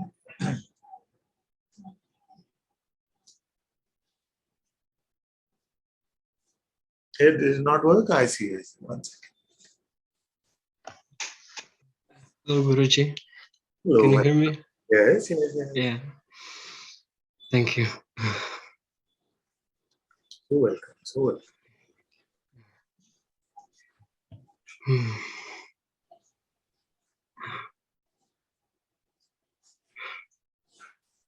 Hmm. If I can report something, I'm very good. I'm very good, and yeah. If I just felt like I don't know. I don't know even if it's not so important, but like during when I was following the guidance with Devi, and like all the time, during Satsang, the attention doesn't, like the mind doesn't appear, and only the attention, like only perception is in front of me, like constantly seeing it, constantly. I just felt to say it somehow. Yeah. So only perception is here, and it's constantly being seen. Yeah, like on a sensational level, like sometimes not, but like this, and yeah, and maybe if there's one point, I don't know how important, but during outside of satsang or when Thought? like. Did you say if there's one thought or one point when it's like a little bit bothering me, like the pointings are like during the day, like when I sit down, are like coming like a little bit like I cannot. Yeah, like the mind is trying to like I don't know, like headless. It comes like headless, like your pointings. It comes like this, like headless. Like yeah, like suddenly thought headless, like this, and then it happened. Like then it goes, but sometimes.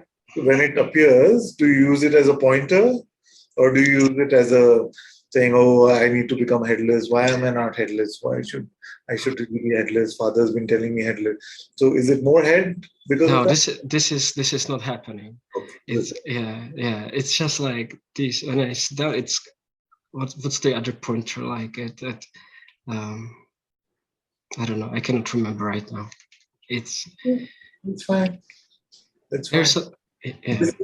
Don't get more involved in the head once the pointer appears in that way. It's fine.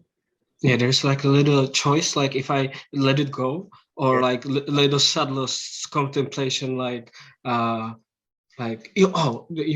say like, can you fail without the mind? This like I love this so much, and like it can come, and I can like a little bit like engage with it, or just like let it go, and sometimes it. Yeah. Can you fail? Is that what you said? Can you fail? Can you fail without the mind? Is it possible to fail without the mind? Or just in what context? Like fail in spirituality or fail in what? Like success in spirituality. Spirituality. Like or can you suffer without your identity, or like this? And yeah, maybe I felt a little bit if all of this is to let go, or just because sometimes it's just okay, I don't engage, or sometimes a little bit like it seems compelling because it feels so I don't know, interesting, so spiritual. Yeah, or like not spiritual, but so I just love. What makes it interesting? If somebody on the street, the same thoughts came, it may not be so interesting. Mm-hmm. So what makes it seem so interesting for you? Because it's so. Is it the topic of interest or? No, it's just if can you feel it seems so to the point, like can you fail without the mind? It's like so. Yes. That's very good. I see no trouble actually. I feel like it's fine. Sometimes a reminder is coming. Your mind is bringing these pointers to you because it is the repository of learned knowledge. So it will play that game. You see? And because we are using words, then it will use those words as well. But as long as you're not becoming more mindy, you see, because of that, it's fine. It's completely all right. Yeah. Thank you. Thank you. Very good. Yeah. Very subtle, very good. I'm glad you noticed all this also. It's good. And maybe just for very light, just for fun, but still, like I don't know how serious it is, but like today I felt a little bit, I'm fixing my bike a little bit, so I felt like, yeah, I like maybe felt a little bit to fix my bike, just to say this, just to, I don't know, just so it doesn't grow, or not even this, but like I don't know. Yeah. I have no idea what you're saying. No, so you your bike and then no, it was like in the morning. Oh, I have satsang today. But I've been enjoying. Your mind was saying, "Oh, I'm enjoying fixing the bike so much. It's okay to miss satsang today." Not so serious, but it was like not so serious. I like my heart is completely here. It's just like it was. Yeah. It's okay, my dear. These things will happen. Sometimes it's just like in the afternoon, if I'm very tired or sleepy, it's like too late to cancel satsang today. No. So all these things are natural. It's fine. Don't worry. Yeah. It's yeah. Thank you. Very Thank you. good. I'm liking the spotting. You're spotting these subtle things very well. Just as long as, and you're treating them very lightly also, which is very good. Very good. Yeah. And if you can please if you can bless me to come to Bangalore or to Sahaja, if it's not meant, like I'm open even if it's not meant to, but if it's possible, I would like to come, please. Full blessing to go to Sahaja, and if for some reason that doesn't work out, then Bangalore is Also, is definitely welcoming you with open arms. Of course, if there's a chance to be with Guruji, nothing like that. No, thank you so much. Thank you so much. Thank you.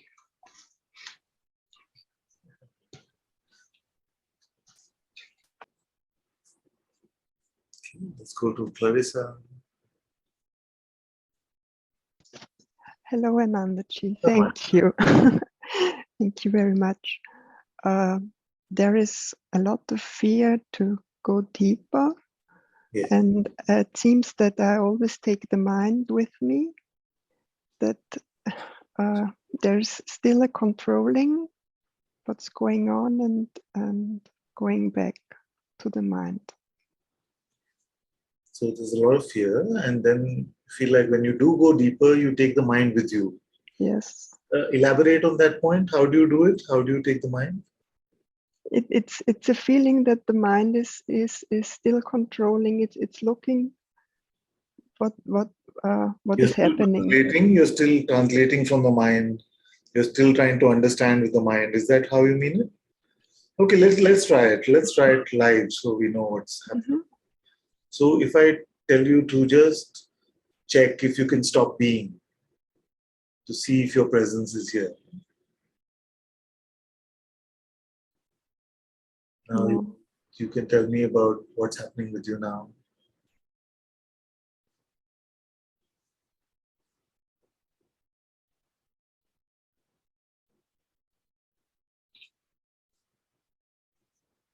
And there is a deeper feeling.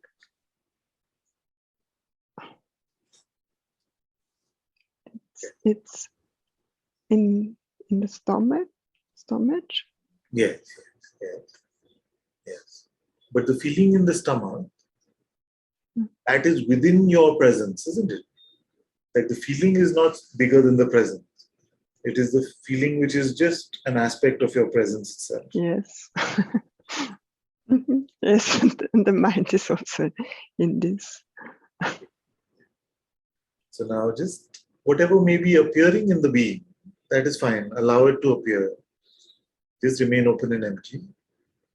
Notice that your being is here, just naturally and effortlessly. Now tell me if the mind gets involved in some way in this.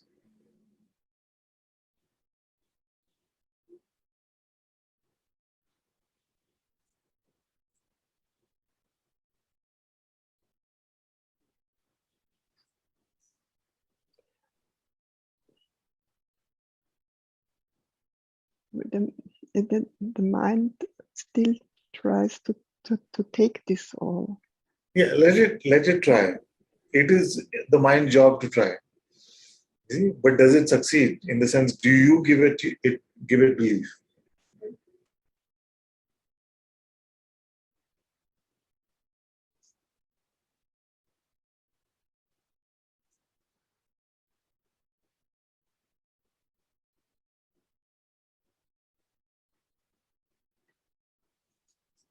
Your presence is just here effortlessly.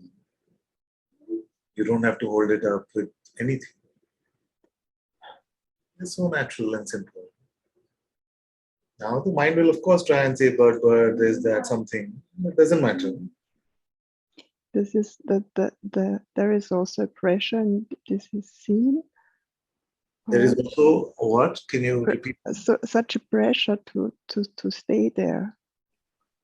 How do you mean by pressure? That I try to Okay, try not to. Try not to. See if you can leave it. Just try not to be. No, it's not possible. Exactly. So the pressure is just mental. Mm-hmm. I think, come, you have to be here. Doesn't matter.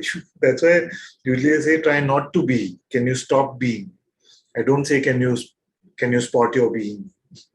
Say, can you stop being? You can't do it. Try to leave it behind.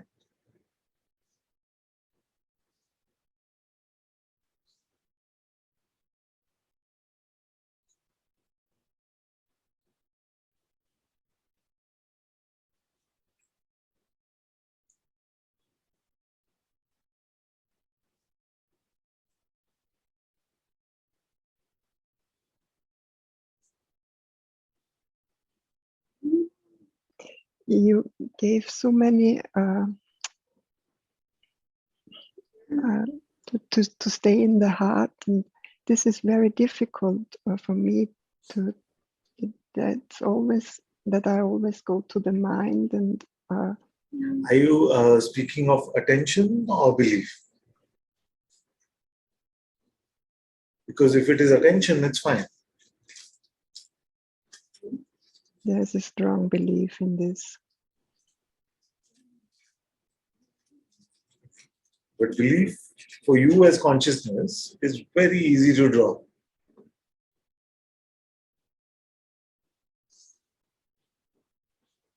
See, try now. Just like we were doing earlier, you stay with me, hold my hand, and let your mind propose whatever it wants. But you decide with me that you're not going to believe it. If you still end up believing something, you expose that here.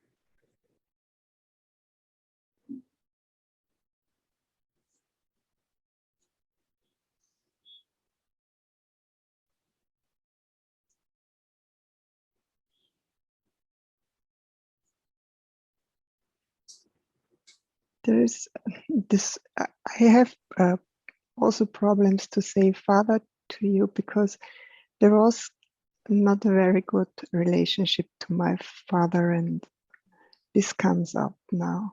Yes, yes. Let it come. Everything is allowed to come. But nothing is allowed to stay. Let everything come and let it go.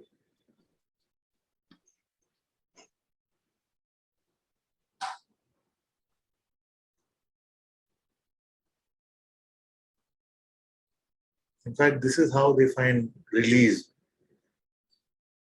All these conditions have been festering in your being, and now they're just finding some release because you are becoming open. So allow them to come, but don't conclude that there is so much coming. Just if you have to conclude that so much going. Yes. So much going. It's been festering inside. Now all of this is going.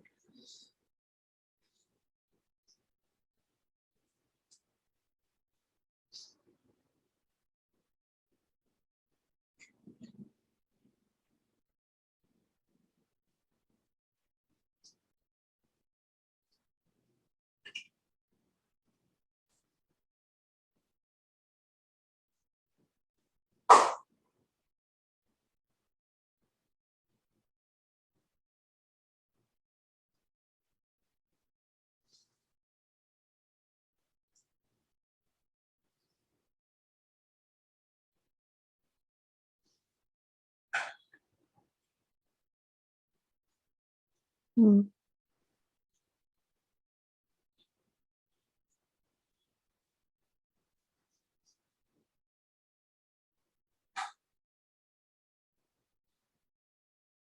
See, so when I say headless, I'm really talking about being unconcerned with meaning.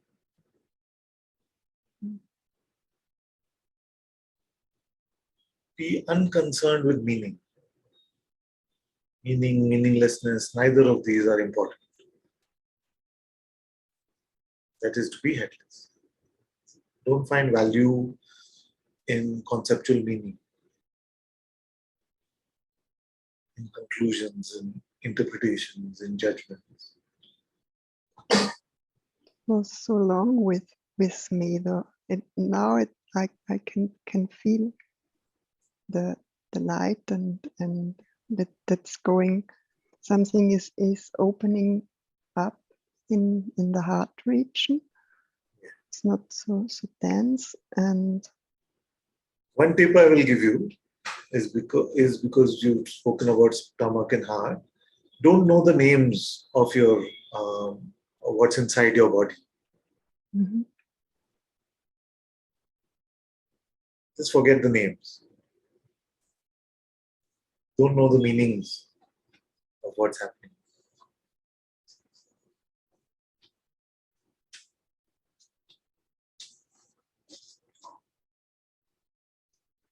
The perception can still be there, but you don't have to conclude what it means or where it is happening.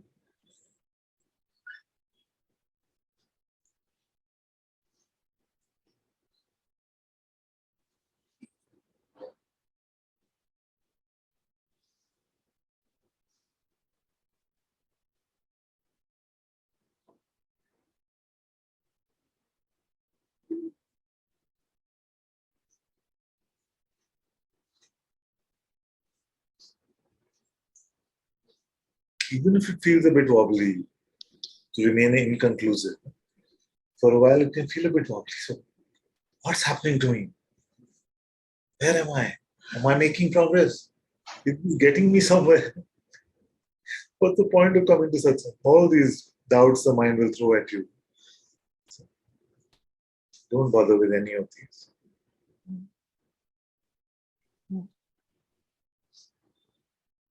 Thank you. Very good, very good, very good. I love the artwork on your wall behind. Thank you.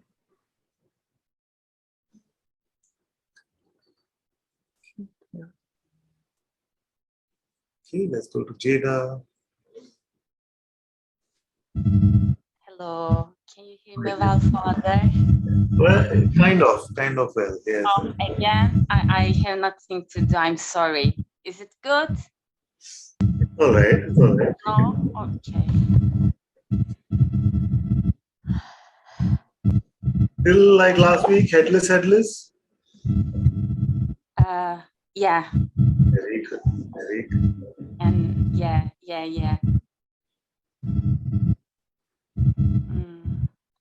But still there is something which I want to bring into your life. And I have to say that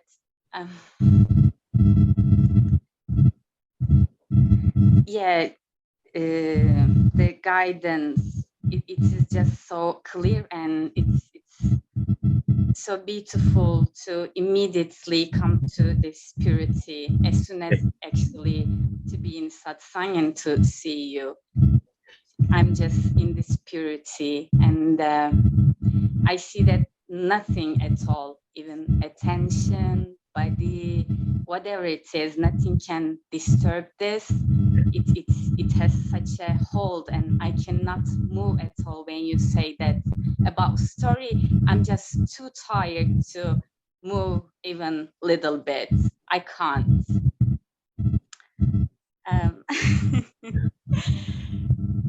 Yeah, just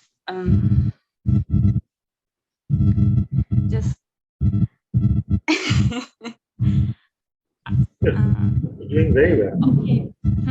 Very well. You're doing very well. Very Yeah. happy. Very happy. Yeah.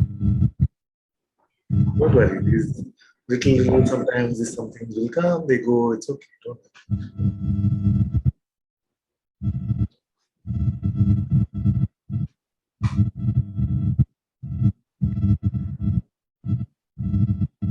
Mind is not troubling at all, Father. Nothing can be given to mind. It's not about. It's not about mind at all. Very good. Yeah, just yeah. Why I cannot even say this. Very, very. Yeah.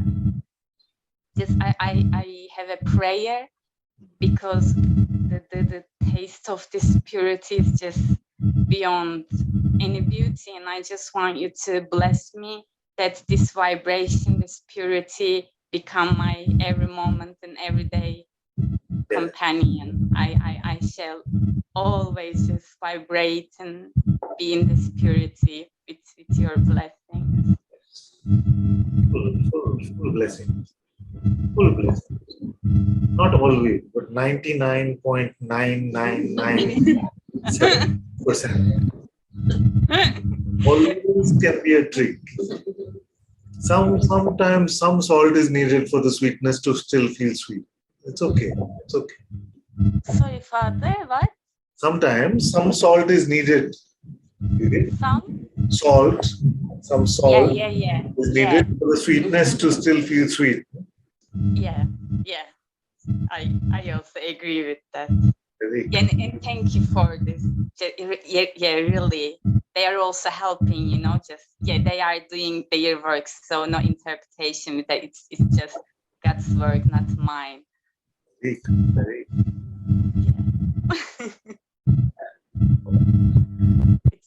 Yeah, I'm so happy to be with you in this.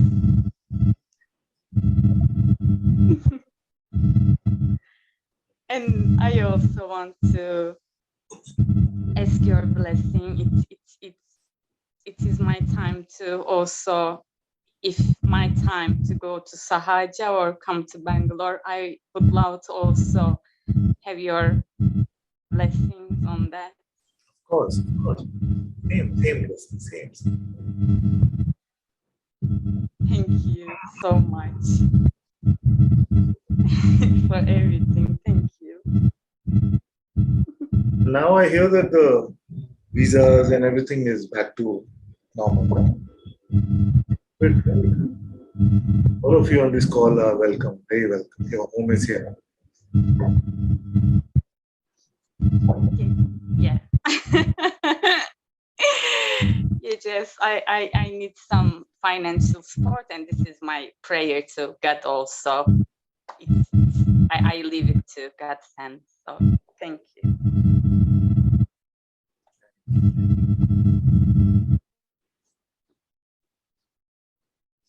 Okay, let's go to Atmajyoti. Yes, thank you. No, Hi. I'm actually here to expose some things.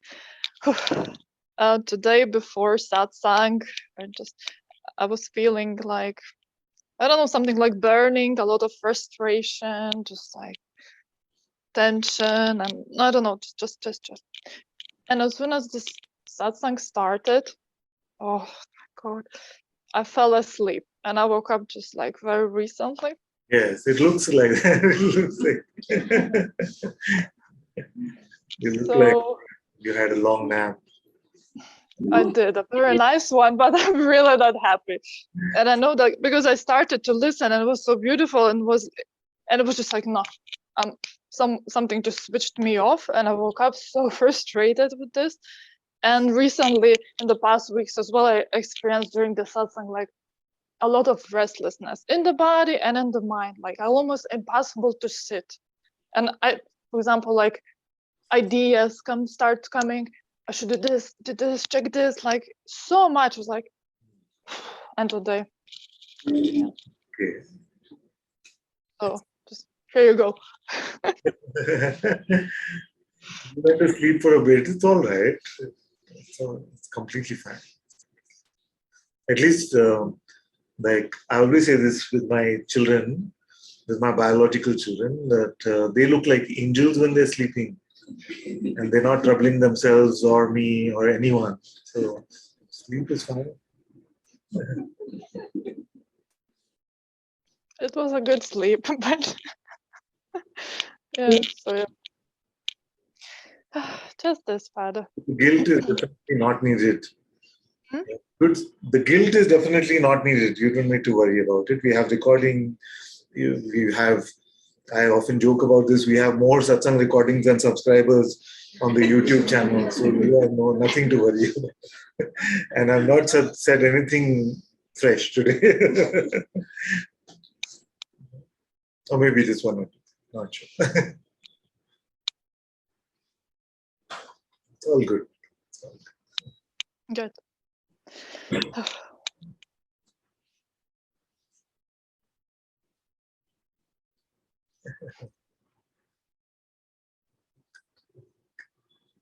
Yeah, just this, Father.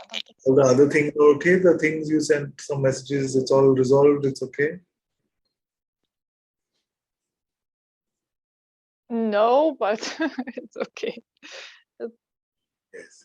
It's just somehow those things don't bother me so much, even those frustrations, this in the body feeling. It's not affecting so much. Yes. But just like I was really fed up with just falling asleep. I was like, where is this? This is too much, like unacceptable. I was like, I'm gonna expose it like this.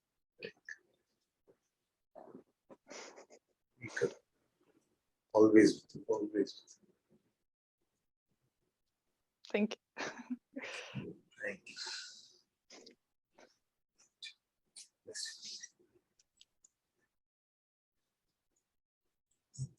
Let's go to Paula. Hello, Father. Yeah. And see you. Can see me? I see you. Yeah, now. I was seeing at Jyoti's name. I just wanted to come just to keep holding your hand. It's something like that. Because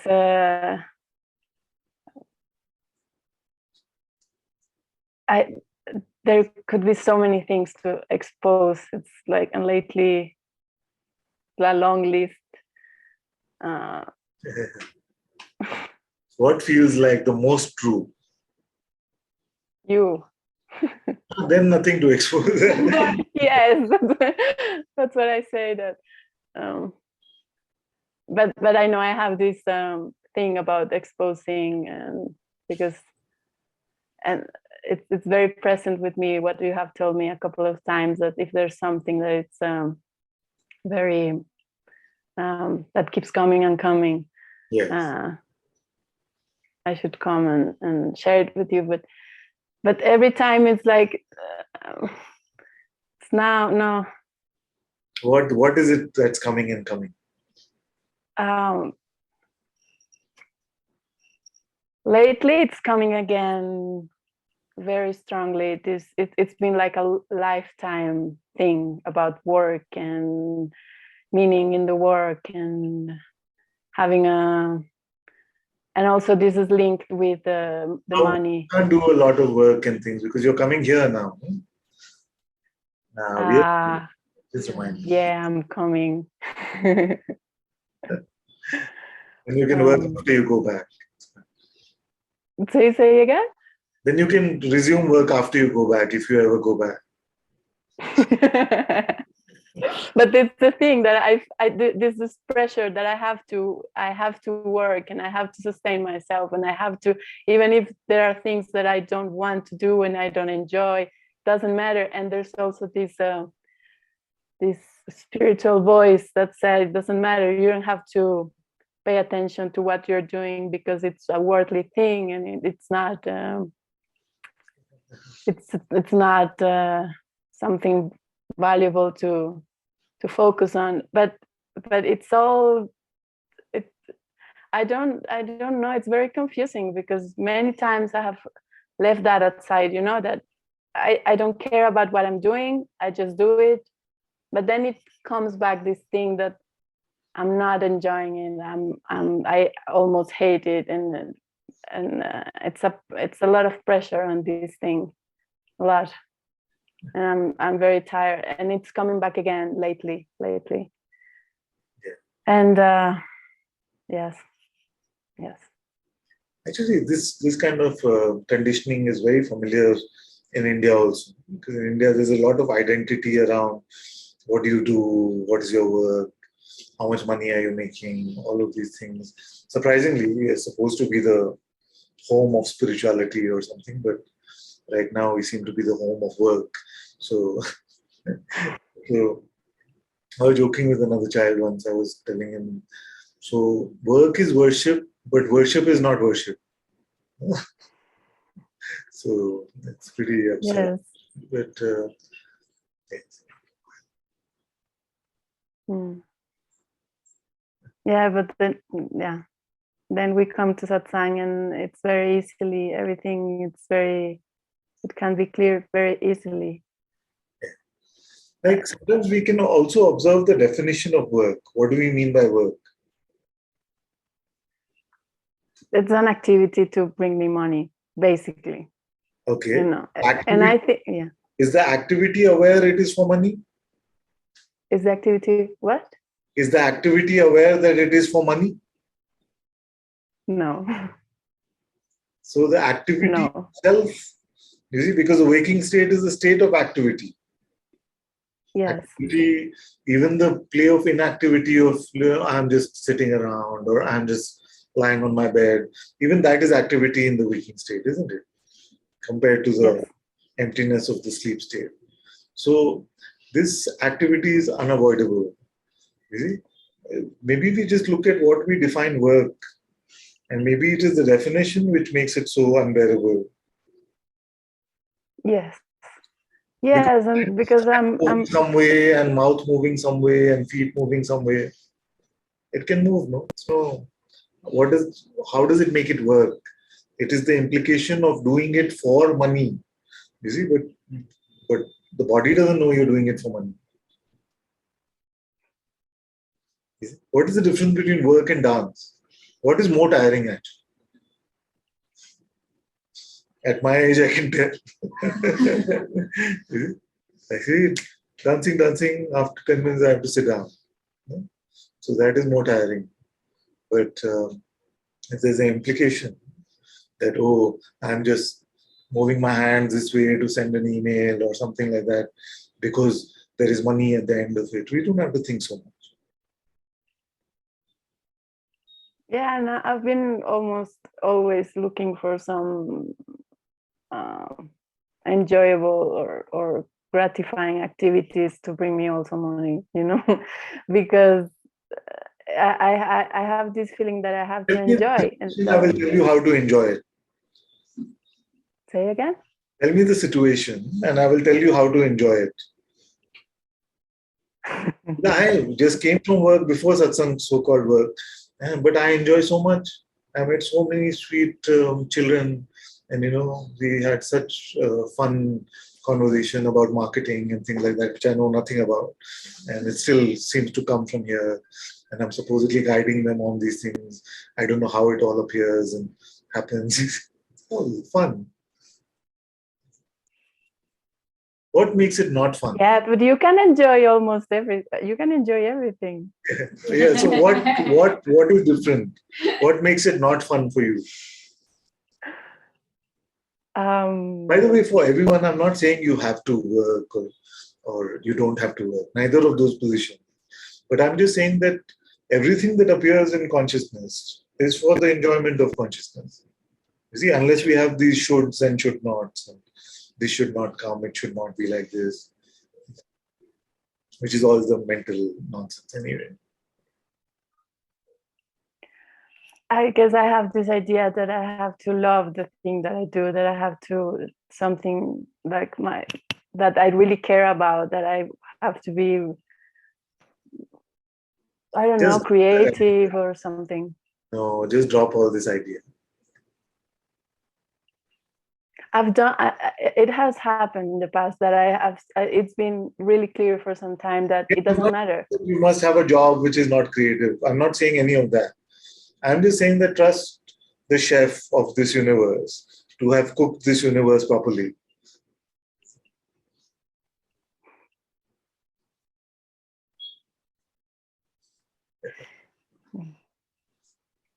Yes, and I have had that trust.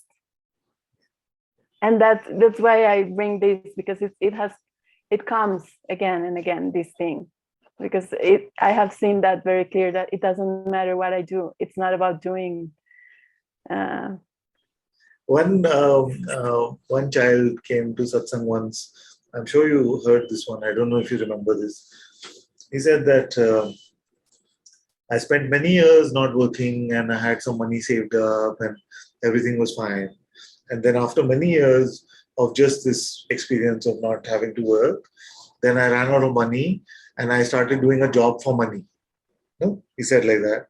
Then he said, but I'm not finding any joy in it. So I said, but you said you're doing the job for money. You bring the joy. Let the job give you money. Yes, and I have experienced that, Father. That it doesn't matter if it's something. It's the same activity. It's boring. It's whatever. But I am happy in my heart doing it. It doesn't matter. Be in your heart and get bored. No, it's not possible. Not possible.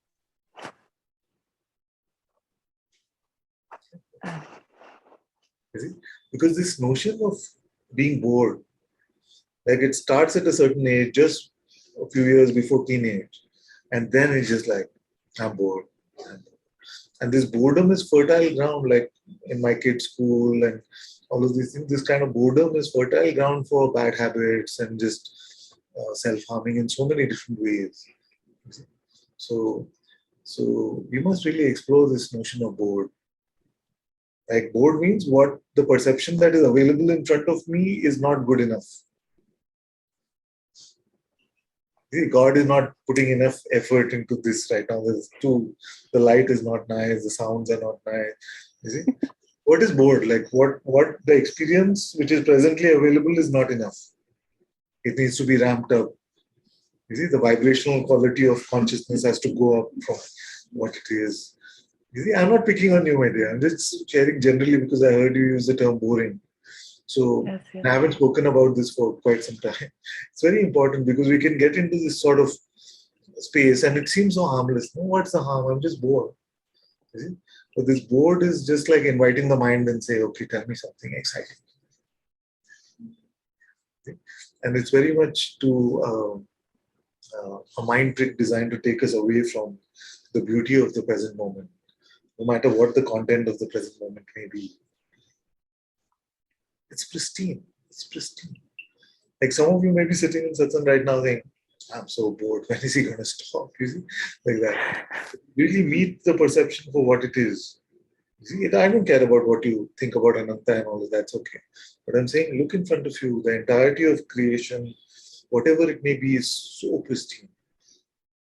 And it's once in a lifetime. This moment, this frame of the movie is once in a lifetime. Never will you have this moment again. How can we get bored? Look at the light. Look at the light. Just the light. Look at the light. Beautiful thing. Imagine there's light. there is actually light and you can perceive it. How can we get bored? And on top of that, there's sound. There's sensations in the body. You see? There's so much going on already. So bored is just a mental attempt at avoidance, actually. There's just too much already here. And the mind says, not enough. Maybe there's not enough to feed the mind with something for the story, for the narrative. Maybe that is what we mean by bored. So we're not like somewhere go-karting or paintballing or something. I don't know what excitement means. But you see? So it's just like, what can I add to my story right now? Or we're just sitting around. And Ananta is saying the same old stuff you always say.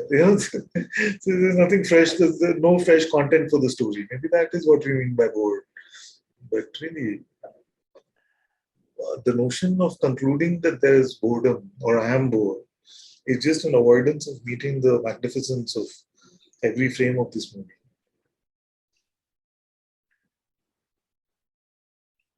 There is a sun in the sky. There's a moon in the sky. How can we get bored? We are sitting on apparently a ball which is moving like so fast. You see, this world is so amazing. Apparently, according to Einstein, he said we are moving at the speed of light into the next moment. You see? We're moving at the speed of light into the next moment. And when I'm saying we, I'm talking about the body right now. We're speaking in a worldly way. So, into the next moment, we move at the speed of light. But what also happens is that if you move in any other direction, like if you're moving you're running like really fast at half the speed of light, then you go into the next moment at half the speed of light. So time seems to move slower for you. But of course, our movement of this body never matches anywhere close to the speed of light. So then we never experience that slow moving into the next moment. But look at this. So if somebody was to invent a spaceship which is moving so fast, close to the speed of light, then time would stop for you, even in the worldly way.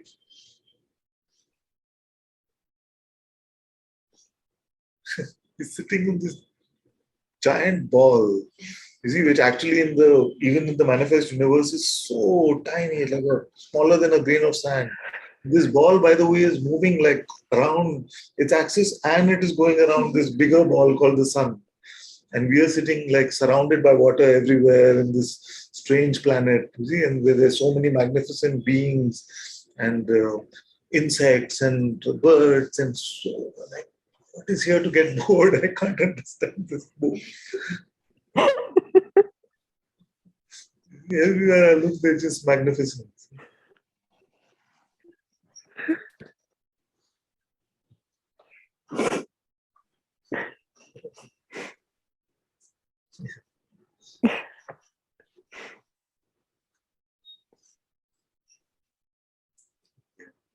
Yes. Father, can I share something else?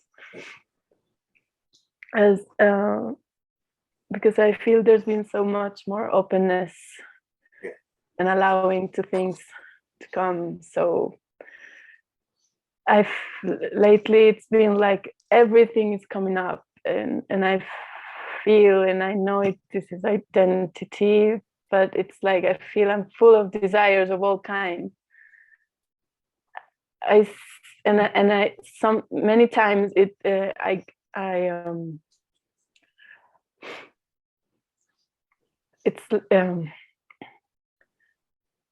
I start to pursue them and like fantasizing a lot with all these things to get or achieve. One more thing before we get into this.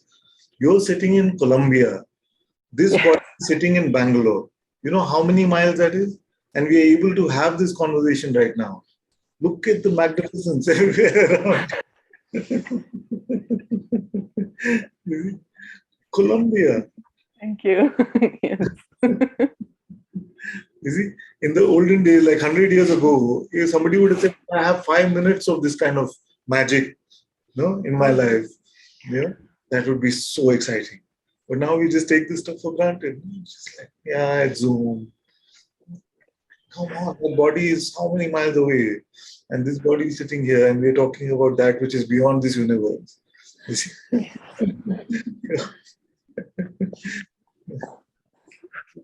Huge perspective gap. Yes.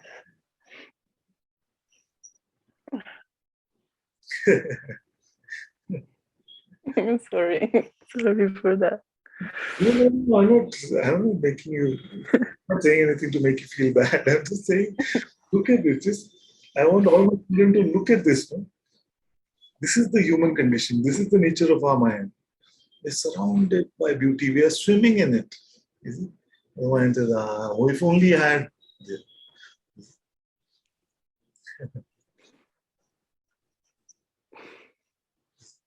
Click, we can go to YouTube and say, I'll look for this, and that visual shows up in front of us. It's like magic. Imagine 100 years ago, no, didn't have any of this. You open the Encyclopedia Britannica. Okay. See? Here you can see live webcams. No? You can see live webcams of all these. You can visit Cairo. You can visit all the Italy and Greece and all these beautiful places at the click of a button. Don't have to get into a ship and wait for months to get everything that. You see, 100 years ago, what they could have imagined as pure magic, imagine a magical life, is a life which is available to us today.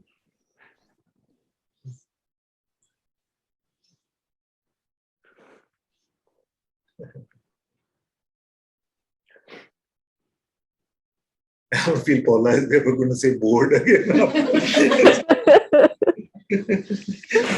No, and the thing is that I can see all that you're speaking about so many. It's so often. And I'm so grateful, so grateful. Yes. I grew up as a child like this, very used to, like, I'm so good. What is the next computer game I can download? What is the next?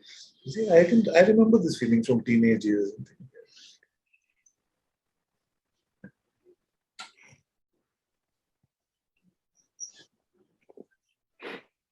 Thank you, Father. So, I love you so much. See you soon. So maybe depending on our side. Okay, we have to look at this.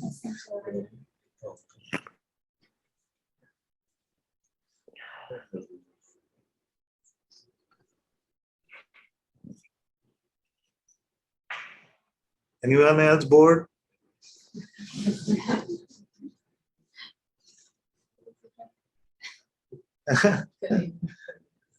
Kaleem is very happy. Look at this smile. He's just at that cusp of enjoying everything to finding everything boring. He's at that cusp of that age. In a few years, everything will be happy. What's the big deal? Huh? We had some discussions around. Yeah. Like, Mom.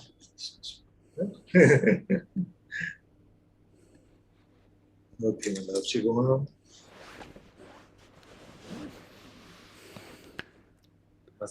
Hello.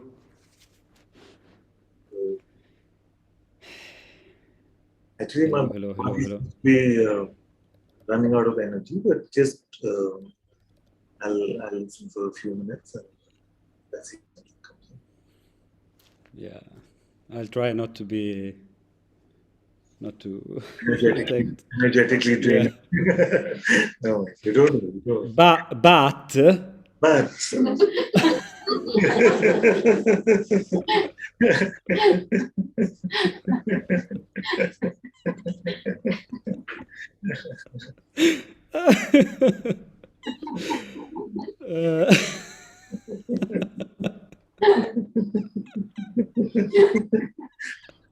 it happened like this sometimes.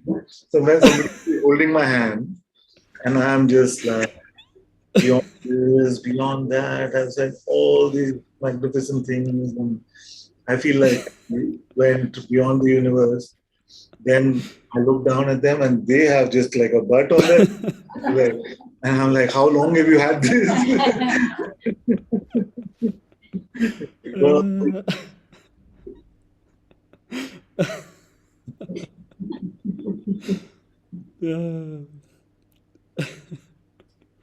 it's like if somebody says, "Well, I just at the start of satsang, Father, you said this." Then, but and I've not heard anything after that.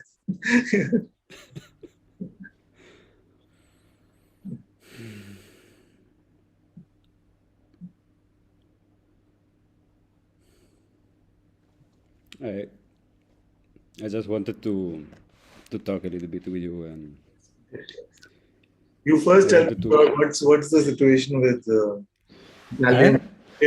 What's the situation with visa to India now from Italy? Well, I think it's now it's good. It's good, no? Yes, and I wanted to say to you that I had the opportunity to talk with Guruji Ah, because we had an Italian Sangha meeting, yes. and so I asked him if the possibility to go to Sahaja, and he said yes. Oh, And now what I wanted to expose is that now I'm feeling so like, oh my God, so excited somehow, and the fact that I didn't had I wrote to Sahaja, and yes, I want to.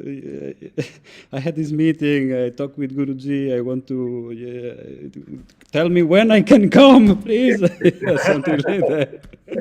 And somehow I'm waiting this answer that is not coming. So I wanted to expose this to you, Father, and Very. You can always go from Bangalore to Portugal also. Only a little bit longer. Yeah, that's true. So I can come to Bangalore and then go to. If and when, not if, but when you get the call to come there, you can go from here also. Yeah, that's a good idea. My God. Air travel. This is the genius of God. How can we get bored? Yeah.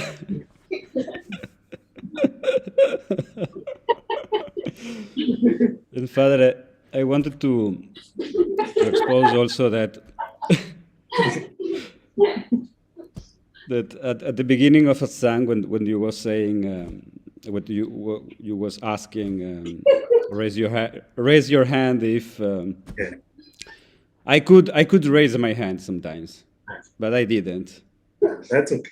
I could do something like that too, and I just wanted. That's not the Italian way. It's more like that in Italian. It's all fine. Don't stress about these small things. Yeah.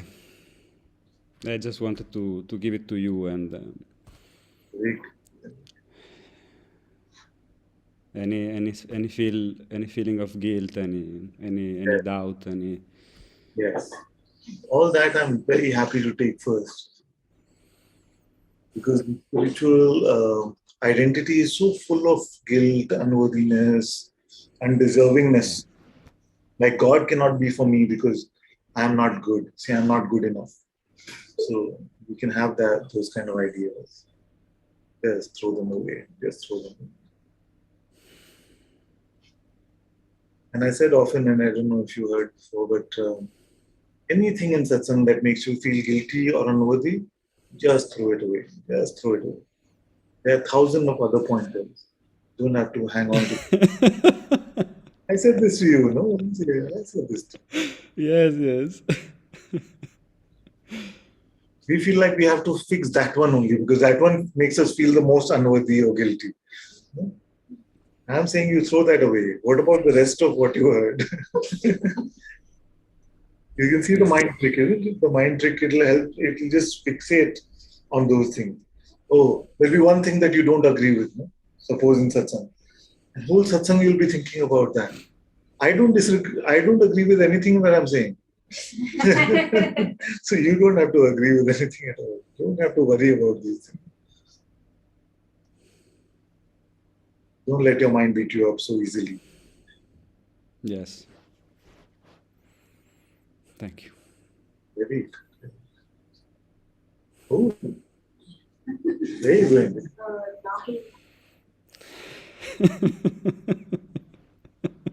My daughter just came into the room. Hi.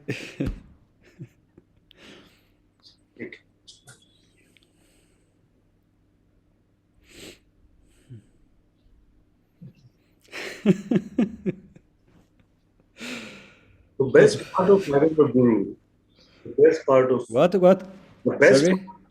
best advantage of having a guru is that everything is their problem. Yes. You're not using full service unless you make everything their problem. If you say someone is my master and you still have a problem, you've not read the contract properly.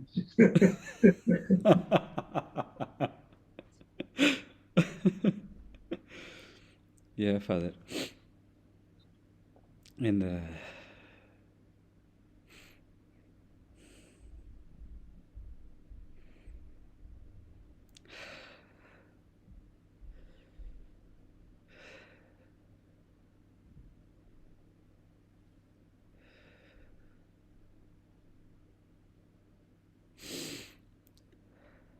I sense a lot of tiredness in this body. I love you. Thank you.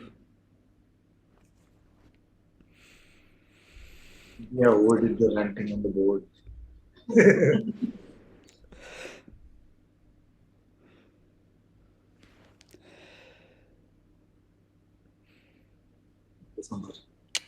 All my love to Mahesh and Satyam. Sorry, my love.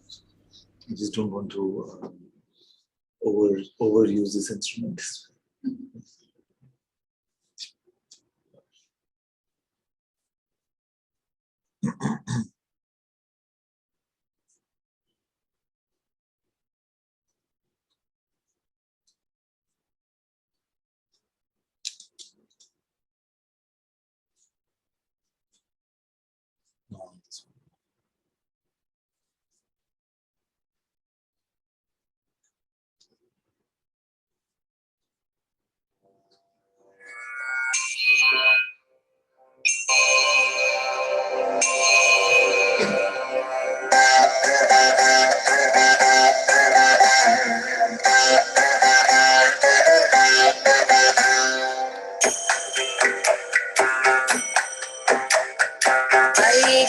नन्दिनि नन्दित मेधिनि विश्वविनोदिनि नन्दनुते गिरिवरविन्द शिरोधिनि वासिनि विष्णुविलासिनि जिष्णुनुते भगवति हेशिति कण्ठ कुटुम्बिनि भूरि कुटुम्बिनि भूरि कृते जय जय हे महिषासुरमर्दिनि रम्यकपर्दिनि शैलसुते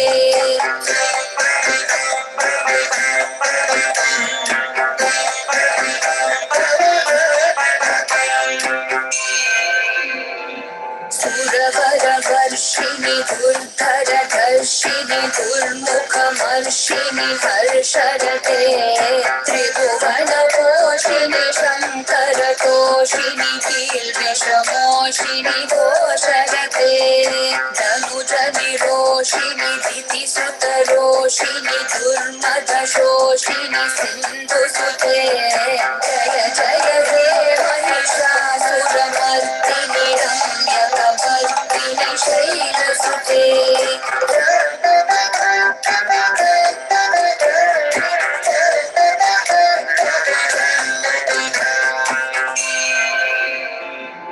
ऐ जगदम्ब मदम्ब कदम्ब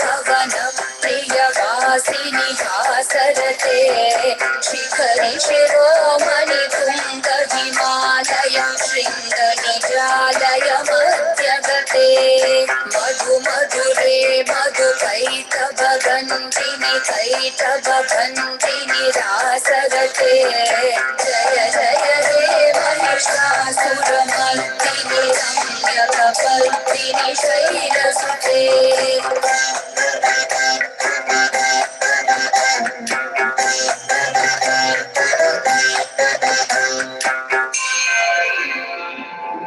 ऐशतखण्ड विखण्डित रुण्ड वितुण्डित शृङ्ग गजाधिपते रिपुगजदण्ड विदारण चण्ड पराक्रम शुण्ड मृगाधिपते निज भुज दण्ड निपातित खण्ड विपातित मुण्ड भटाधिपते जय जय हे महिषासुरमर्दिनि रम्यकपर्दिनि शैलसुते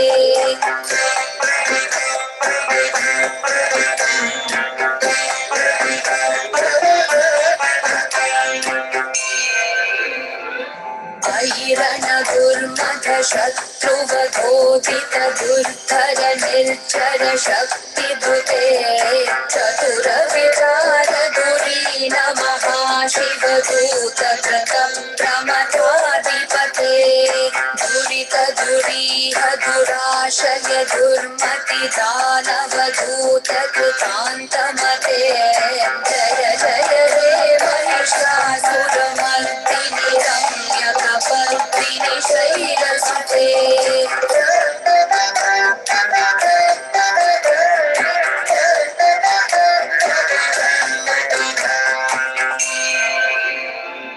ऐ शरणागत वैरिवधूवर वीरवराभयदायक रे त्रिभुवनमस्तक शूल विरोधि शिरोधि कृतामल शूलकरे धूमि धूमि तामर धुन्धुभिनाद महो मुखरीकृत तिग्मकरे जय जय हे महिषासुरमर्दिनि रम्यकपर्दिनि शैलसुते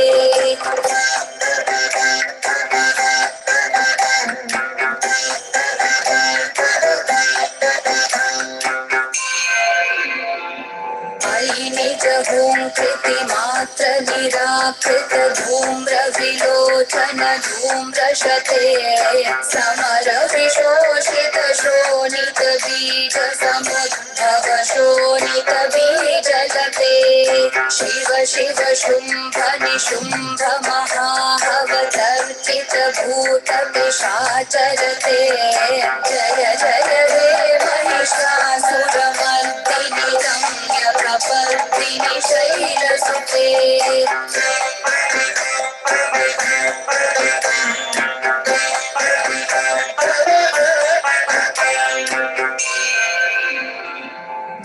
धनुरनुसङ्गर लक्षण सङ्ग परिस्फुर डङ्गन टक्कटके कनक विशङ्ग त्रिषट्क निशङ्गर सद्भट शृङ्ग हठावटुके कृत चतुरङ्ग बल क्षितिरङ्ग घटद् बहुरङ्ग रटद् बटुके जय जय हे महिषासुरमर्दिनि रम्यकपर्दिनि शैलसुते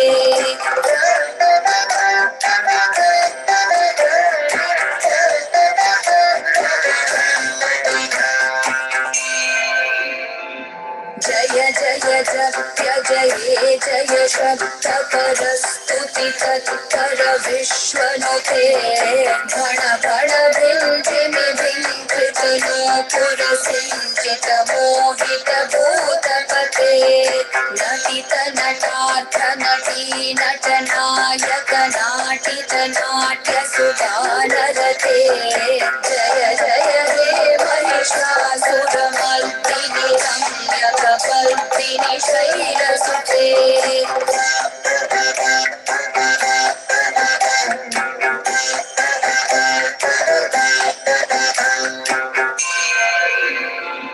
ऐ सुमनः सुमनः सुमनोहर कांति युते श्रित रजनी रजनी रजनी रजनी रजनी कर वक्त्रवृते सुनयन विभ्रमर भ्रमर भ्रमर भ्रमर भ्रमराधिपते जय जय हे महिषासुरमर्दिनि रम्यकपर्दिनि शैलसुते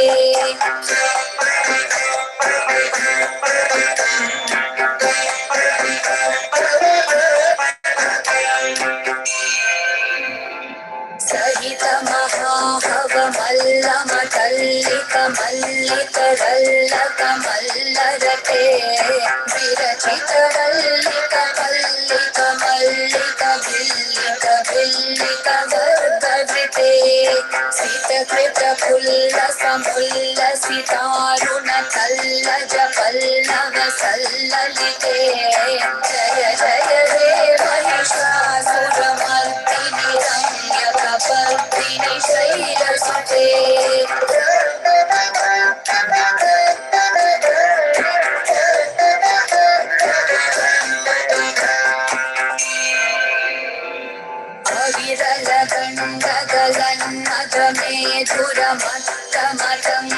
अविरलगण्डगलन्मदमेधुरमत्तमतङ्गजराजपते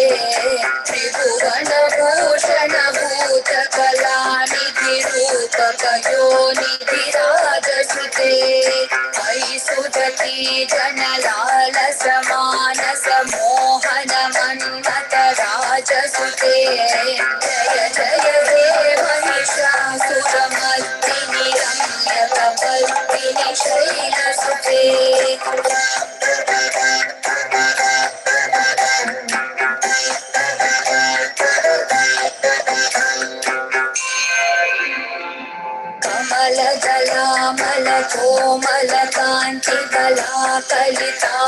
कमलदलामलकोमलकान्तिकलाकलितामलभाललते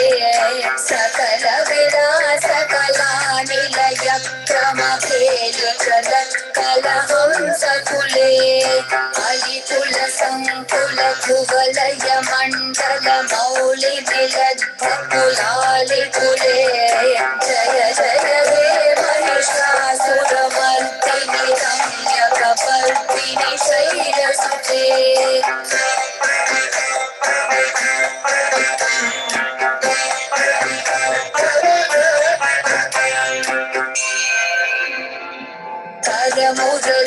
करमुरलीरववीजित पूजित लज्जित कोकिल मञ्जुमते मिलित पुलिन्द मनोहर गुञ्जित रञ्जित शैल निकुञ्जगते निज गुणभूत महाशबरी गण सद्गुण संवृत खेलितले जय जय हे महिषासुरमर्दिनि रम्यकपर्दिनि शैलसुते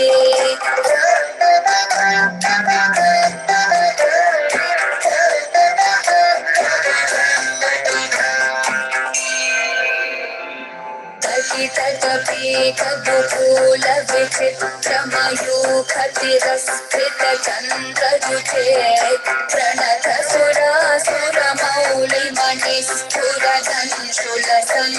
प्रणतसुरासुरमौलिमणिस्फुरदंशुलसन्नखचन्द्ररुचे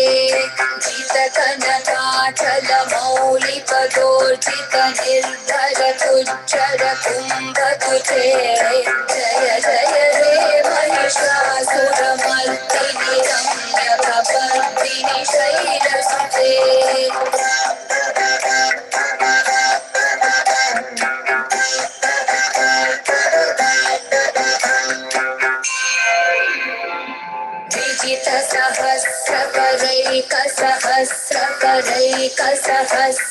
विजितसहस्रकरैकसहस्रकरैकसहस्रकरैकनुते कृतसुरतारकसङ्गरतारकसङ्गरतारकसूनुसुते सुरतसमाधि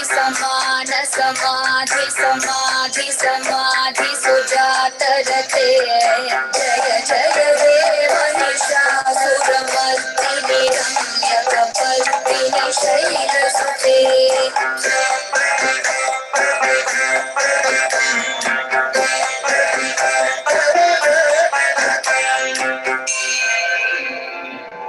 कमलं करुणानिलये परिवस्य धियो नुदिनं शशिवे अयि कमले कमलानिलये कमलानिलयस्य कथं न भवेत् तव पदमेव परं पदमित्यनुशीलयतो मम खिन्न शिवे जय जय हे महिषासुरमर्दिनि रम्यकपर्दिनि शैलसुते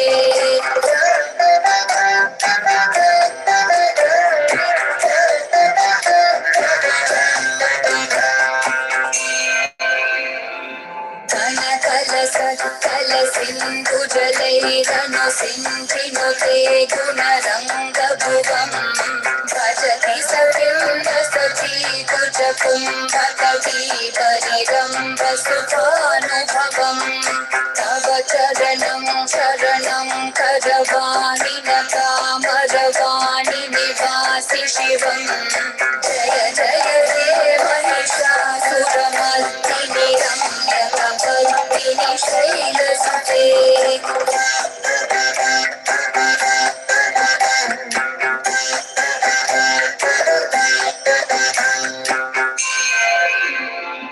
तव विमलेन्दुकुलं वदनेन्दुमलं सकलं ननुकूलयते किं पुरुहूतपुरीन्दुमुखी सुमुखी विरसौ विमुखी क्रियते मम तु मतं शिवनामधने भवती कृपया किमुत क्रियते जय जय हे Mahishasuramardini रम्यकपर्दिनि शैलसुते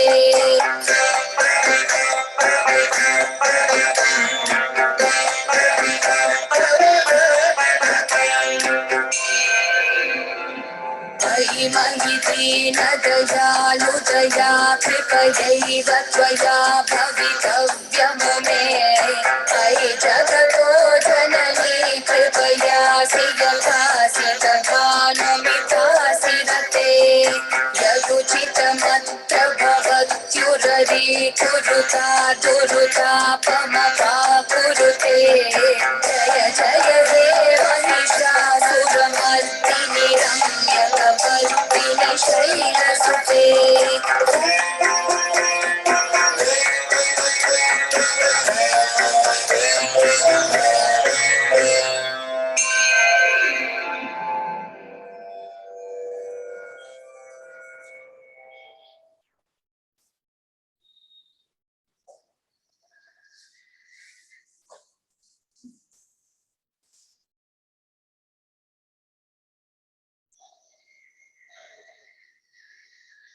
Thank you all so much for being in Satsang today. Sadhguru Shri Muji Baba ki Jai. Guru Kripa Kevalam.